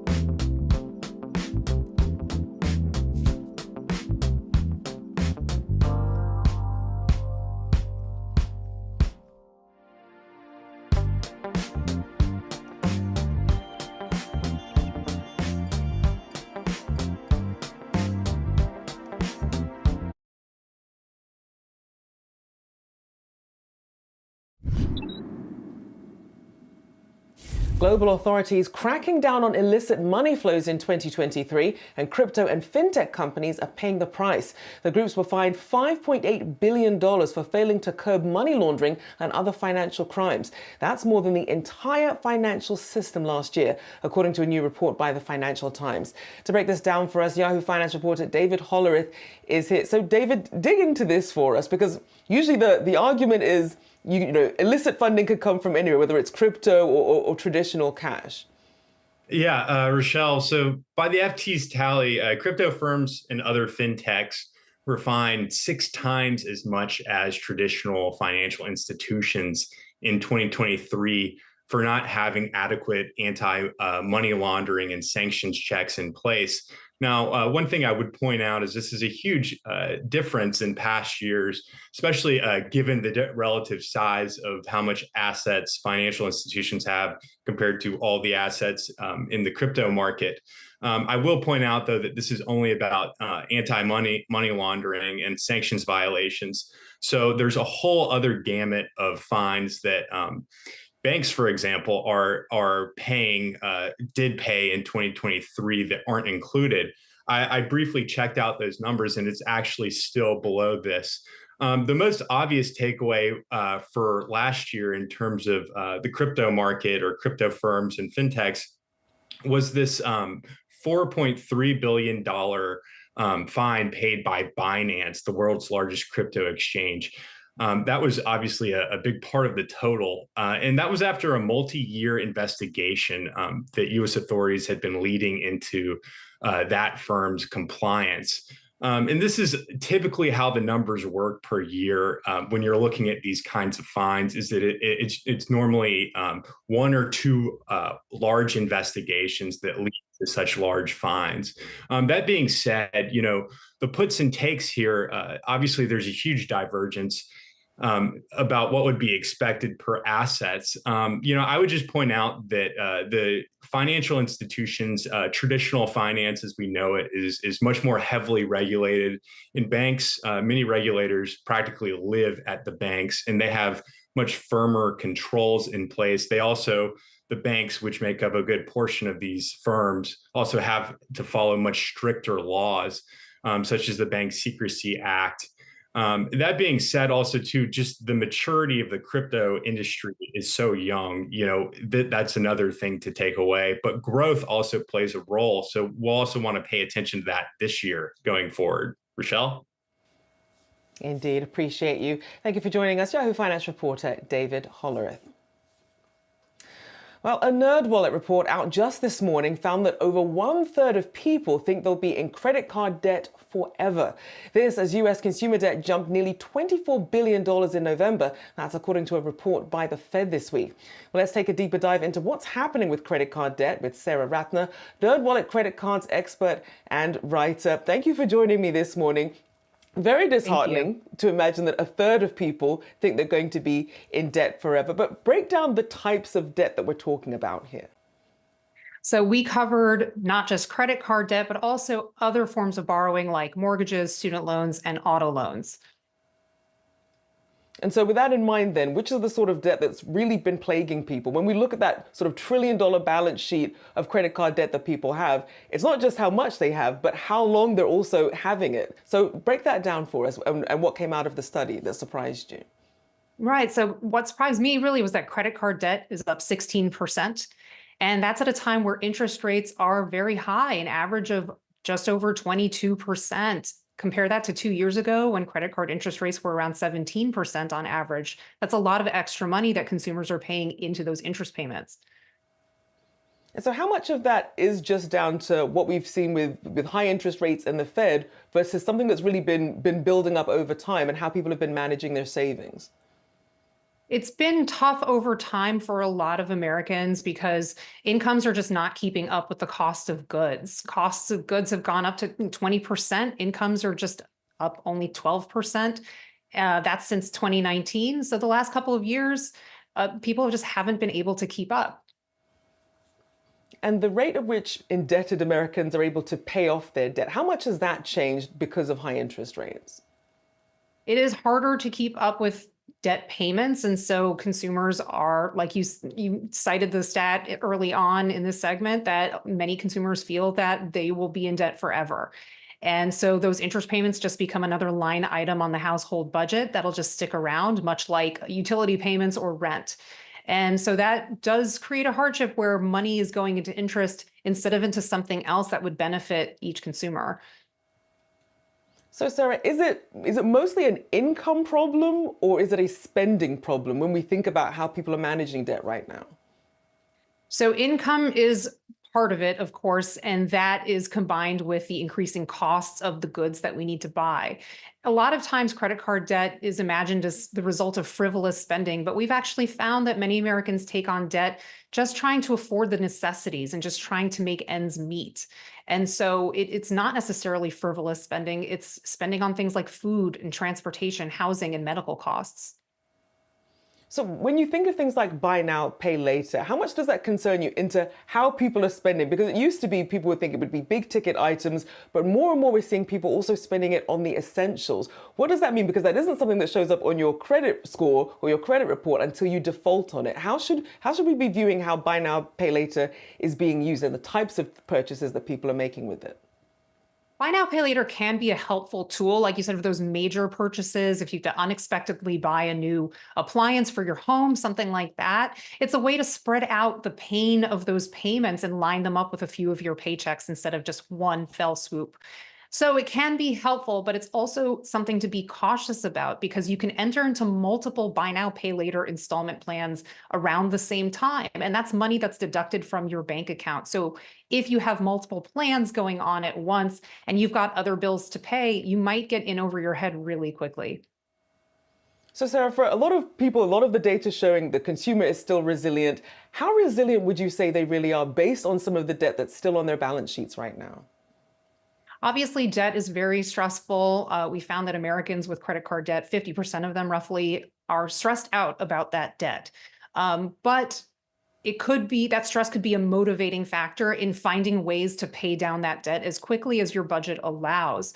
And it's January. A lot of people are setting New Year's resolutions when it comes to their money. If you have credit card debt, this could be a good time to sit down with your financial statements and see where you stand today and how much you're paying in interest, and make a plan going forward to stay motivated and prioritize those debts and pay them down as quickly as you can.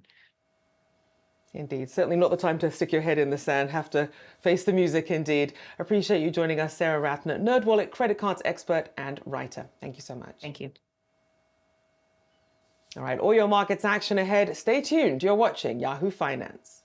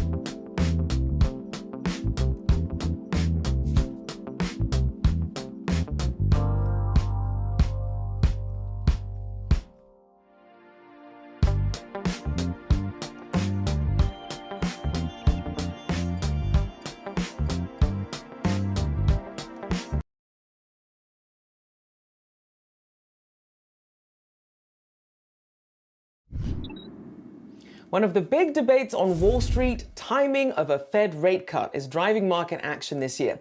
We'll get another look at inflation with the CPI report out on Thursday. Yahoo Finance anchors Shauna Smith and Brad Smith spoke with Gary Cohn, IBM Vice Chair, on the Fed's playbook and the state of the economy. Let's listen. I think the Fed is continually fighting inflation because their risk right now is that they haven't done too much.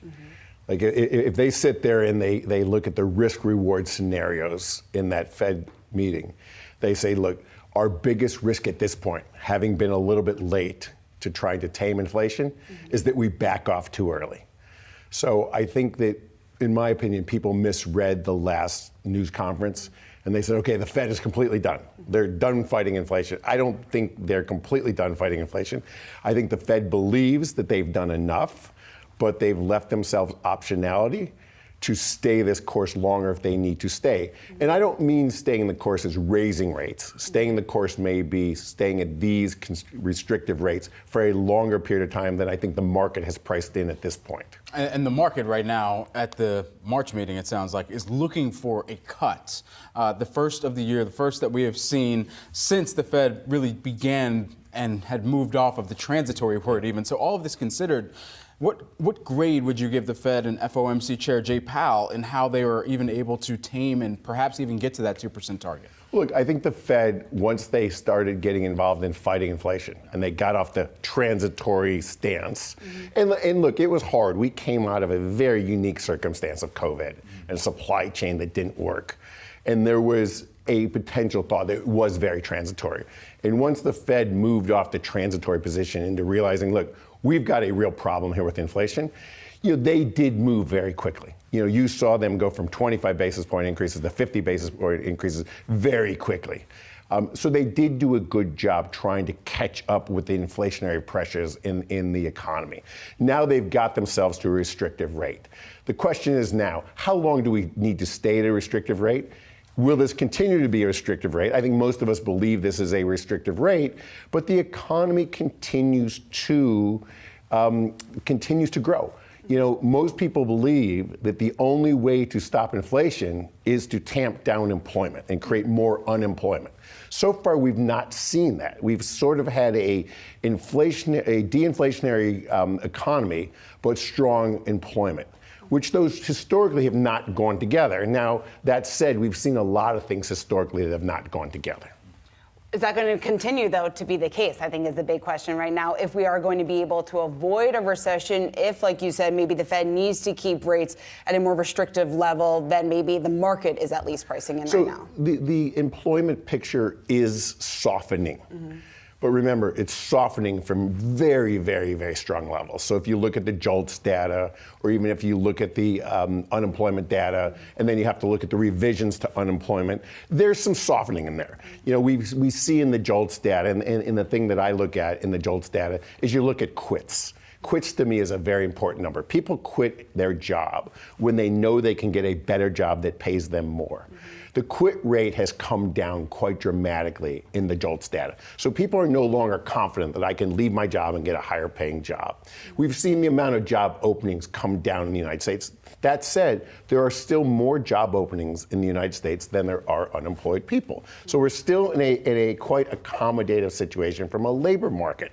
So I do think that we have tamed inflation. I do think that we are heading towards a more normal economic trend, something that we haven't seen in over 15 years. And I think we all forget what normal looks like in an economic trend. But employment continues to remain strong. And I think it's going to remain strong throughout the remainder of the year. You've, of course, had a storied history across Goldman Sachs as well. I mean, you think about the bank earnings that we're set to get later on this week, and you combine that with the rate cuts that we're talking about and considering here. How well positioned are the banks for the potential fleet of rate cuts that we could see over the course of this year, if some have projected? Well, look, if you're running a traditional bank, and the vast majority of the thousands of banks in the United States are traditional banks, the most favorable environment for a bank is a positively shaped yield curve. We have been operating in an inverted yield curve, which is again, this not traditional economic cycle, this not traditional environment that we have. Traditionally, banks borrow overnight or borrow from depositors at the front end of the curve at a much lower rate than they can lend out to consumers and mortgages or fixed rate instruments at a much higher rate in a positively shaped curve. Right now, we have an inverted curve where, ironically, the cheapest mortgage a home buyer can get today is a 30-year fixed rate mortgage, because the long data maturities are cheaper than short-term floating rate mortgages because the curve's inverted. If we go to a more normalized environment and the Fed starts cutting, I think the front end of the curve comes down. I'm not sure the back end comes down. And we go to a much more favorable environment for the banking community because the cost of funding goes down dramatically. But I don't think the cost of the money they receive on lending money goes down. A big thanks to Gary Cohn, IBM's vice chair. Well, let's get you a final check of the markets as we head into the noon hour. Looking at a mixed picture now, as we've seen some volatility this morning. Stocks mixed at the moment, though, but that buying action picking up as we see now all three major indices off their session lows. The Dow currently down about 180 points, about 0.5%, dragged down, of course, by that Boeing news. The S&P 500, they're also selling off here, but ever so slightly down about 6 points. Looking at the tech-heavy Nasdaq, just reaching for some green here. I want to get you to the interactive as well, as we can take a deeper dive into what's happening with all three of those. As we take a look at the Nasdaq, let's first start off here. And we're looking at the cryptocurrencies at the moment. You can see crypto up about 4% on the day, as we see some of that risk still being priced in. Here's some volatility as well. Also want to take a look here. I'm going to hop out of here and go to our main boards so I can dig in a little deeper for you here. But we're going to continue to follow some of the action, especially with what we're seeing with Boeing and, of course, that update from United as well. We'll continue to check that for you, but at least reaching some daylight off session lows for all three major indices. That does it for now. I'm Rochelle Akufo. I'll be back with you tomorrow. Stay with us on Yahoo Finance.